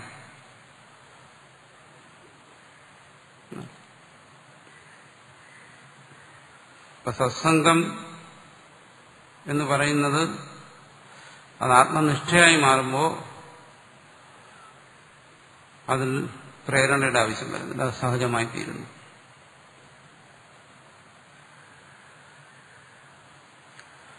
അങ്ങനെ വരുമ്പോൾ സത്സംഗത്തിന് പിന്നെ ഗുരുവിന്റെ ആവശ്യം കൂടി ഇല്ല, ശാസ്ത്രത്തിന്റെ ആവശ്യമില്ല. എന്തുകൊണ്ട്? ആത്മത്വാദേവ. അത് പരനിരപേക്ഷമാണ് ശരിക്കും അതിന്റെ പുരോഗതിയിൽ. പിന്നെ ഈ പ്രേരണയും മറ്റുമൊക്കെ അതെല്ലാം അതിന്റെ ആരംഭത്തിലാണ്, അതൊക്കെ ആവശ്യമായി വരുന്നു.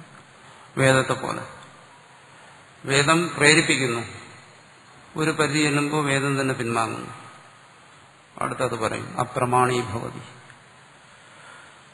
വേദത്തിന് പിന്നെ അങ്ങോട്ട് കടക്കാനൊക്കത്തില്ല.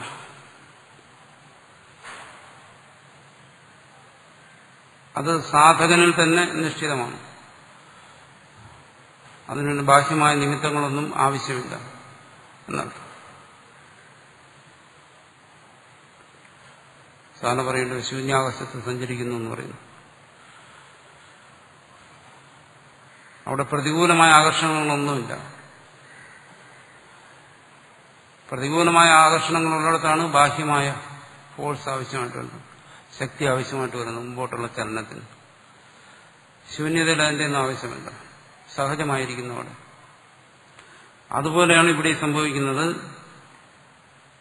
ഹ്യാത്മനഃ സ്വാത്മനി പ്രവർത്തക പ്രമാണാപേക്ഷ ആത്മത്വാദേവ. ഇതൊക്കെ വളരെ സൂക്ഷ്മമായി ചിന്തിച്ച് ഗ്രഹിക്കേണ്ട കാര്യങ്ങളാണ്. മലയാളത്തിൽ വിവർത്തനം ചെയ്ത് മനസ്സിലാക്കേണ്ട കാര്യങ്ങൾ അല്ല. തദന്തത്വാച്ച സർവപ്രമാണാനാം പ്രമാണത്വസ്യ. ആത്മനിഷ്ഠയിൽ സർവപ്രമാണങ്ങളുടെയും പ്രമാണത്വം തീരുന്നു. അവിടെ പിന്നെ പ്രമാണങ്ങളൊന്നുമില്ല. അതുപോലെ തദന്തത്വാച്ച ആത്മനിഷ്ഠയിൽ നേരത്തെ ചോദിച്ചു, ആത്മനിഷ്ഠയിൽ ആരാ നിങ്ങളെ ഇരുത്തുന്നത്? ജപിക്കാനും ധ്യാനിക്കാനും ഒക്കെ നമ്മളാരെങ്കിലും പിടിച്ചെടുക്കണം. ഇത്ര മണി വരെ ജപിക്കുക, അത് ശരിയാണ്, അവിടേക്ക് അത് ആവശ്യമുണ്ട്. പക്ഷെ ആത്മനിഷ്ഠയിൽ അതിന്റെ ആവശ്യമില്ല. തദന്തത്വാച്ച അവിടെ എല്ലാം അവസാനിക്കുന്നു. സർവപ്രമാണാനാം പ്രമാണത്വസ്യ. സർവപ്രമാണങ്ങളുടെയും പ്രമാണത്വം അവിടെ തീരുന്നു.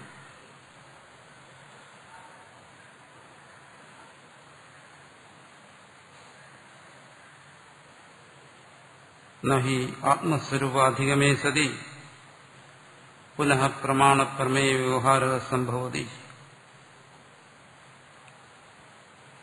ആത്മസ്വരൂപ അധികമേ സതി. ആത്മനിഷ്ഠ എന്തുകൊണ്ടാണ്? എങ്ങനെ? ആത്മസ്വരൂപത്തെ അറിഞ്ഞുകൊണ്ട് തുടരുന്നതാണ് ആത്മനിഷ്ഠ. ആത്മസ്വരൂപ ബോധത്തിൽ മുന്നോട്ട് പോകുന്നതാണ് ആത്മനിഷ്ഠ. അങ്ങനെ വരുമ്പോൾ അവിടെ പിന്നെ പ്രമാണ പ്രമേയ വ്യവഹാരിക സംഭവതി.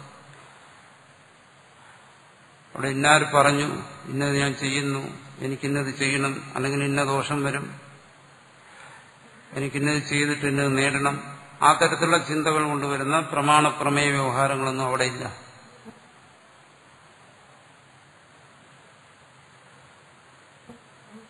സർവത്തിനും അപേക്ഷിക്കുന്ന കാലത്തെ പോലും അത് അപേക്ഷിക്കുന്നില്ല എന്ന് പറഞ്ഞാൽ അത് സർവനിരപേക്ഷമാണ്.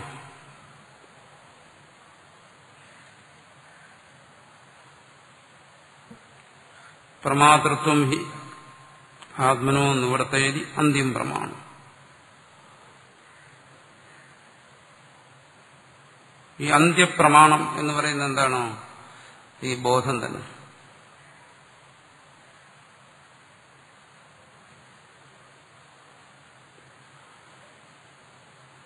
ആർജിക്കുന്ന ബോധത്തെയാണ് ഇവിടെ പറയുന്നത്.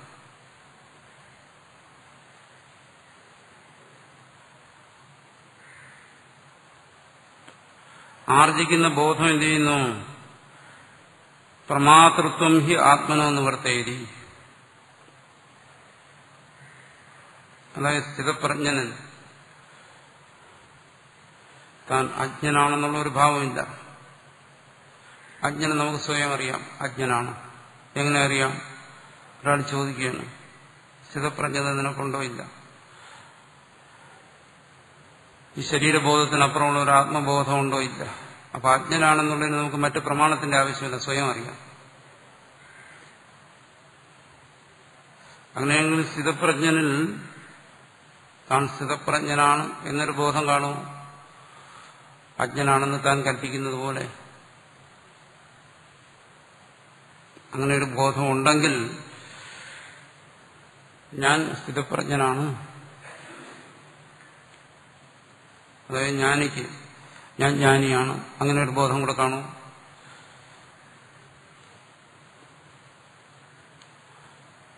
എന്തുകൊണ്ടെന്ന് നമുക്ക് പറയാൻ പറ്റത്തില്ല, എന്തില്ല എന്ന് നമുക്ക് പറയാൻ പറ്റും. അതാണ് ഇവിടെ പറയുന്നത്. അങ്ങനെ ഒരു ബോധം ഉണ്ടെങ്കിൽ അതിനാണ് ഇവിടെ പറയുന്നത് പ്രമാതൃത്വം. അതാണ് പ്രമാതൃത്വം.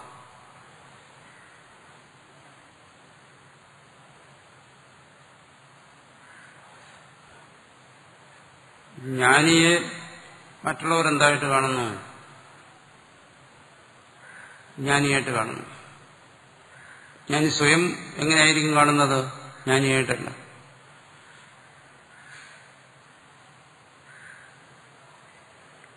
ജ്ഞാനത്തിന് ഒരു വാല് മുളയ്ക്കുന്നതാണ് ജ്ഞാനി എന്ന് പറയുന്നത്.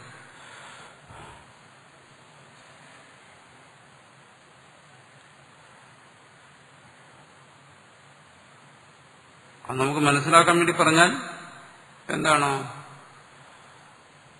ജ്ഞാനി തന്നെ ജ്ഞാനിയായിട്ടല്ല കാണുന്നത്. പരമാവധി നമുക്ക് മനസ്സിലാക്കാവുന്നുള്ള എങ്ങനെ ജ്ഞാനമായി കാണുന്നതാണ്. ജ്ഞാനി എന്ന് പറയുമ്പോൾ തന്നെ അവിടെ വീണ്ടും ഒരു ഏച്ചുകെട്ടൽ വരുന്നു. ജ്ഞാനിക്ക് സ്വയം ജ്ഞാനിയല്ല, മറിച്ച് ജ്ഞാനമാണ്. ജ്ഞാനി കാണുന്നവന് ജ്ഞാനി, രണ്ടും തമ്മിലുള്ള വ്യത്യാസം. അതാണ് ഇവിടെ പറയുന്നത്. പ്രമാതൃത്വം ഹി ആത്മനോ നിവർത്തേരി അന്ത്യം പ്രമാണം. ആ ജ്ഞാനിയിൽ നമ്മൾ കൽപ്പിക്കുന്നതായ പ്രമാതൃത്വം, ജ്ഞാനിത്വം, അതിനെയാണ് ഇല്ലാതാക്കുന്നത്. അന്ത്യം പ്രമാണം, എന്ത് ജ്ഞാനം? അന്ത്യപ്രമാണമായിരിക്കുന്ന ആ ജ്ഞാനം ജ്ഞാനിയുടെ ജ്ഞാനിത്വത്തെ നശിപ്പിക്കുക ചെയ്യുന്നു. പ്രമാതൃത്വത്തെ നശിപ്പിക്കുന്നു എന്ന് പറയുന്നത് അതാണ് പ്രമാതൃത്വം. ജ്ഞാനി മാത്രമല്ല, അജ്ഞനും ജ്ഞാനിയാണ്. എങ്ങനെ? അജ്ഞനും പലതരത്തിലുള്ള അറിവുണ്ടാവും. അവനും പറയാം എനിക്ക് അറിവുണ്ടായി, ഞാൻ അറിവുള്ളവനാണ്. അത് ഭൗതിക വിഷയമായാലും ആത്മീയ വിഷയമായാലും അവിടെയൊക്കെ അജ്ഞനും ജ്ഞാനം ഉണ്ടാവുന്നുണ്ട്. അപ്പം ജ്ഞാനിയാകുക എന്ന് പറയുന്നത് സ്ഥിതപ്രജ്ഞന് മാത്രമുള്ളതല്ല, എല്ലാവർക്കും ഉള്ള ഒരു ഗുണമാണ്.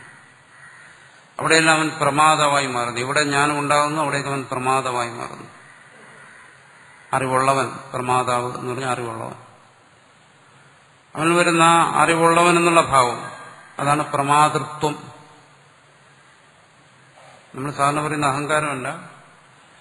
ജീവനിൽ ഒരു അറിവുണ്ടാകുമ്പോൾ ഞാൻ അറിയുന്നവനാണ് എന്നൊരു ഭാവം ജീവനിലുണ്ടാകും. ആത്മനിഷ്ഠമായൊരു ബോധം, അറിയുന്നവൻ എന്നുള്ള ബോധം, ശരിയായ അറിവിനെ കുറിച്ചുള്ള ബോധം, അതാണ് പ്രമാതൃത്വം. ആ പ്രമാതൃത്വത്തെ നശിപ്പിക്കുന്നതാണ് ഇവിടെ പറയുന്ന ജ്ഞാനം. അതാണ് പ്രമാതൃത്വം ഹി ആത്മനോ നിവർത്തേരി അന്ത്യം പ്രമാണം.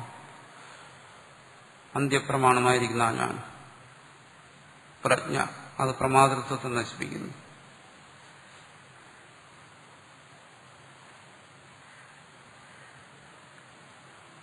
അപ്പോൾ പ്രമാതാവിനാണ് പ്രമേയം ഉണ്ടാകുന്നത്. ആ പ്രമാതൃത്വത്തെ നശിപ്പിച്ചു കഴിഞ്ഞാൽ പിന്നെ ആ പ്രമയ്ക്ക് എന്ത് സംഭവിക്കും? അതാണ് അടുത്ത ചോദ്യം.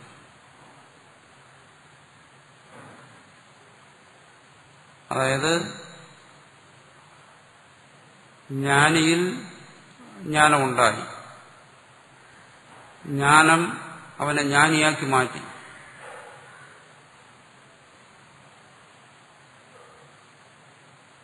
അപ്പോൾ ആ ഞാൻ ജ്ഞാനമുള്ളവനാണ് എന്നുള്ള ആ ഭാവത്തെ ആ ജ്ഞാനം നശിപ്പിച്ചു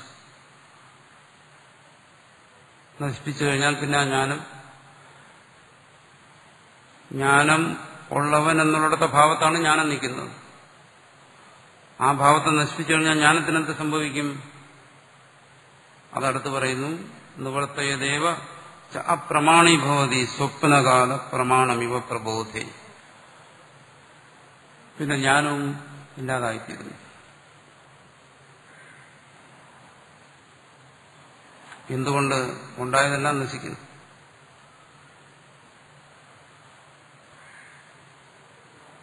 അവൻ ആത്മനിഷ്ഠയിലൂടെ ദൃഢപ്പെടുത്തിയെടുത്തതാണ് ഈ ജ്ഞാനത്തെ. അതിനെ ആർജിക്കുമ്പോൾ അതിനൊരു ഉദ്ദേശ്യമുണ്ടായിരുന്നു. എന്താണ്? അജ്ഞാനത്തെ നശിപ്പിക്കുക.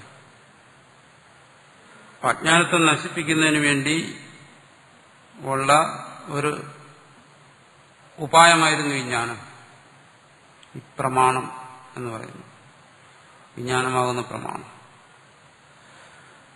അത് അതിന്റെ ലക്ഷ്യത്തെ സാധിച്ചു കഴിഞ്ഞാൽ നിവർത്തയദേവ അജ്ഞാനത്തെ നിവർത്തിപ്പിച്ചു കഴിഞ്ഞാൽ എന്ത് വരുന്നു? അപ്രമാണീഭവതി, അത് പ്രമാണമല്ലാതായിത്തീരുന്നു. പിന്നെ അതിനും നിലനിൽക്കില്ല.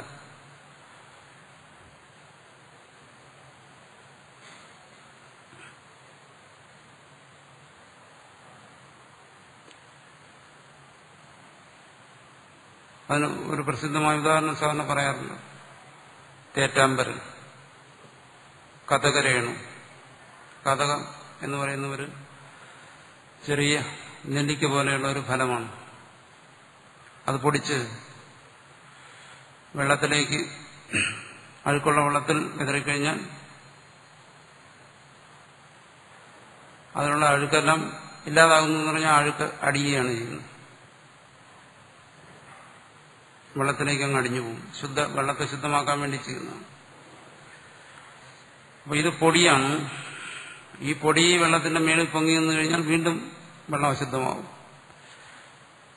ആദ്യം ഈ പൊടി എന്ത് ചെയ്യുന്നു? അതിലുള്ള ബാക്കിയുള്ള എല്ലാ പൊടിയെയും താഴ്ത്തി അതോടൊപ്പം ഇതും അങ്ങ് താഴ്ന്നു പോകുന്നു. വെള്ളം നല്ല തെളിഞ്ഞ വെള്ളം കിട്ടും. ഇതാണ് സാധാരണ ഇതിന് ഉപമയായിട്ട് പറയുന്നത്. ഈ പറയുന്ന പ്രജ്ഞ, വിവേകം അജ്ഞാനത്തെ നശിപ്പിച്ചു കഴിഞ്ഞാൽ പിന്നെ ആ പ്രജ്ഞയ്ക്ക് പ്രയോജനമൊന്നുമില്ല. ആ പ്രജ്ഞ കൊണ്ട് പിന്നീടൊന്നും നേടേണ്ടതായിട്ടില്ല. അത് മാത്രമല്ല, ഈ പ്രജ്ഞ അവലംബിച്ചിരുന്നത്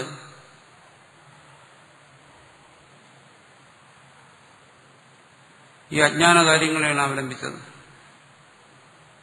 മനസ്സും ബുദ്ധിയും ഇന്ദ്രിയങ്ങളും ശരീരവും ഇതിനെല്ലാം ഈ പ്രജ്ഞ ഒരു തരത്തിലല്ലെങ്കിൽ മറ്റൊരു തരത്തിൽ ആശ്രയിച്ചു ആണ് ഈ പ്രജ്ഞ വളർന്നു വന്നത്.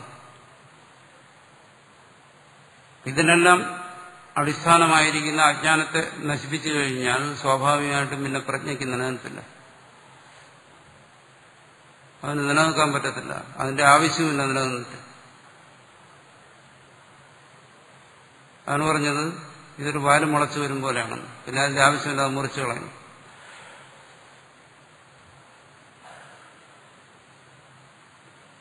ജ്ഞാനിയെ സംബന്ധിച്ചിടത്തോളം ജ്ഞാനം ഒരു ഭൂഷണമല്ല. അതെന്ത് ചെയ്യുന്നു? അപ്രമാണീഭവതി, അതും പോകുന്നു. അജ്ഞാനം പോയ വഴിക്ക് തന്നെ അതും പോകുന്നു. ഏതുപോലെ സ്വപ്നകാല പ്രമാണമിവ പ്രബോധേ. സ്വപ്നത്തിൽ നമുക്ക് പ്രമാണമുണ്ട്, പ്രമേയമുണ്ട്, പ്രമാതൃത്വമുണ്ട്, എല്ലാം ഉണ്ട്. ജാഗ്രതത്തിലേക്ക് വരുമ്പോഴോ ഇതെല്ലാം അവിടെ പോകുന്നു. സ്വപ്നത്തിൽ ഒരാൾ ജ്ഞാനിയായിരിക്കാം. സ്വപ്നത്തിൽ ഒരാൾ സ്വപ്നം കാണുകയാണ്, എനിക്ക് ജ്ഞാനപ്രാപ്തി ഉണ്ടായി. പക്ഷെ ഉണർന്നു വരുമ്പോൾ അയാൾ വീണ്ടും അജ്ഞൻ തന്നെ.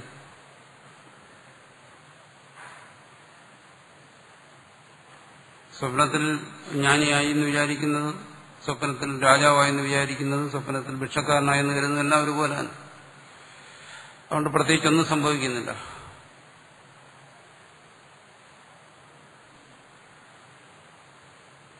ജ്ഞാനത്തിനും അത് തന്നെ സംഭവിക്കുന്നു. അജ്ഞാനത്തിന് സംഭവിച്ചത് തന്നെ ജ്ഞാനത്തിനും സംഭവിക്കുന്നു.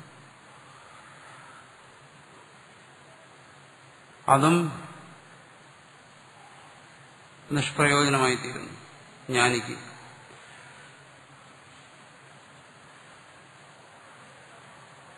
അതുകൊണ്ടാണ് പറയുന്നത് അനുഭവാതീതം ബ്രഹ്മ എന്ന് പറയുന്നത്. ശ്രുതി തന്നെ പറയും അനുഭവാതീതമാണ്. അവരനുഭവത്തിന്റെ തലത്തിൽ അതിനെക്കുറിച്ച് ചർച്ച ചെയ്യുമ്പോഴാണ് പറയുന്നത് ജ്ഞാനം എന്ന് പറയുന്നത്. അതിനതീതമായി തീരുമ്പോൾ പിന്നൊന്നും പറയാനില്ല.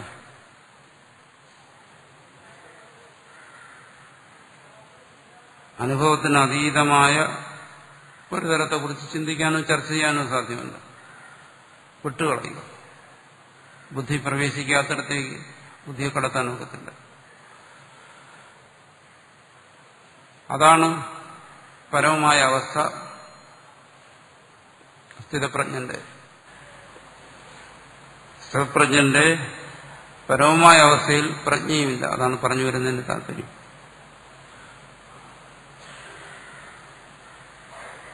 ജ്ഞാനിയുടെ പരമമായ അവസ്ഥയിൽ ജ്ഞാനവുമില്ല. ജ്ഞാനിക്കുണ്ട് എന്ന് നമ്മൾ ചർച്ച ചെയ്യപ്പെടുന്നതായി ജ്ഞാനം അതുമില്ല. അവിടെയാണ് ഇവിടെ ഇപ്പോൾ എത്തി നിൽക്കുന്നത്.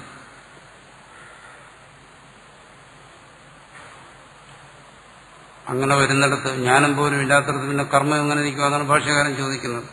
ലോകേജ വസ്തു അധികമേ പ്രവൃത്തി ഹേതുത്വ ആദർശന പ്രമാണം. സാധാരണ നമുക്ക് നമ്മുടെ ലൗകിക വ്യവഹാരത്തിലേക്ക് നോക്കാം. ഒരു വസ്തുവിനെ അറിയുന്നു,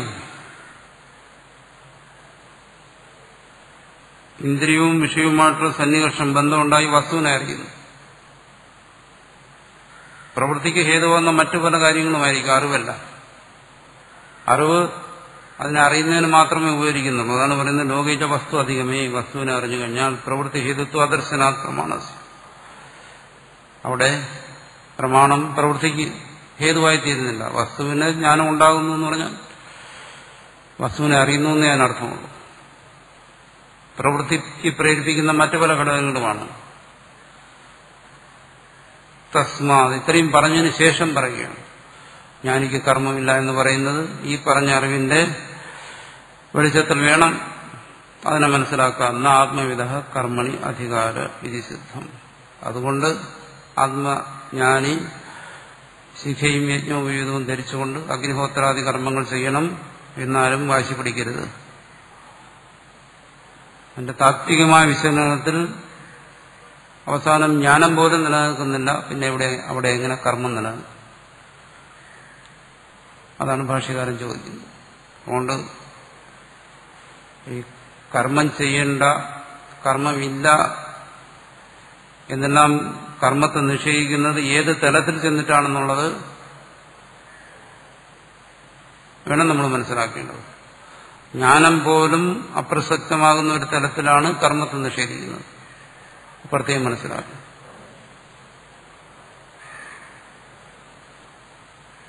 ആ കർമ്മനിഷേധത്തിൽ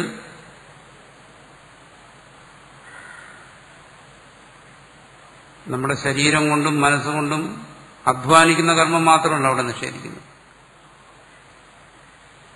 സർവ ചലനങ്ങളെയും സർവക്രിയകളെയും അവിടെ നിഷേധിക്കുന്നു. ഒരു ജീവനെ സംബന്ധിച്ച് പറയുകയാണെങ്കിൽ ജീവനസന്ധാനത്തിന് ആവശ്യം വേണ്ടതായി കരുതുന്ന സർവകർമ്മങ്ങളുടെയും നിഷേധമാണ് അവിടെ പറയുന്നത്. അതൊന്നും തന്നെ സംഭവിക്കുന്നില്ലെന്നുള്ളതാണ്. അല്ല സാധാരണ മനുഷ്യന് കർമ്മം ചെയ്യണമോ വേണ്ടേ എന്നുള്ളതല്ല അവിടെ പറയുന്നത്. സർവകർമ്മ സന്യാസത്തിന്റെ ചർച്ചാ വിഷയം. തസ്മാത്മവിധ കർമ്മണി അധികാര സിദ്ധം. ന അധികാര. ആത്മജ്ഞന് കർമ്മത്തിൽ അധികാരമില്ല എന്നുള്ളത് സിദ്ധമായി. ഇനി ആ ശ്ലോകത്തിലേക്ക് നോക്കുക. സർവഭൂതാനാം, സർവപ്രാണികൾക്കും യാ നിശ,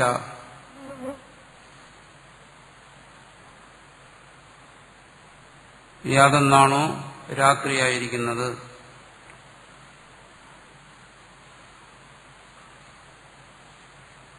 യാതൊരു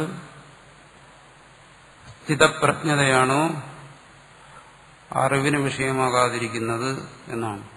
തസ്യാം, ആ സ്ഥിതപ്രജ്ഞയിൽ സംയമി, സ്ഥിതപ്രജ്ഞൻ ജാഗർത്തി ഉണർന്നിരിക്കുന്നു. യസ്യാം,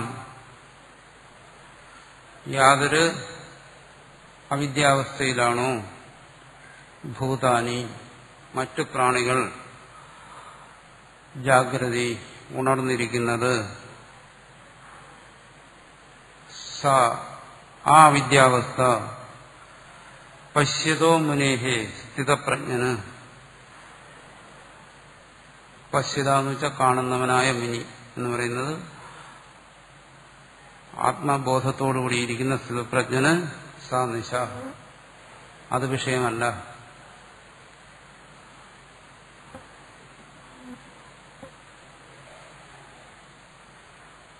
അജ്ഞന് ജ്ഞാനം വിഷയമല്ല, ജ്ഞാനിക്ക് അജ്ഞാനവും വിഷയമല്ല. ഇതാണ് ഇതിന്റെ ചുരുക്കം. യാ നിശാ സർവഭൂതാനാം തസ്യാം ജാഗർത്തി സംയമീ യസ്യാം ജാഗ്രതി ഭൂതാനി സാ നിശാ പശ്യതോ മുനേഃ ആപൂര്യമാണമചലപ്രതിഷ്ഠം സമുദ്രമാപ പ്രവിശന്തി യദ്വദ് തദ്വത്കാമായം പ്രവിശന്തി സർവേ സശാന്തിമാപ്നോതി ന കാമകാമീ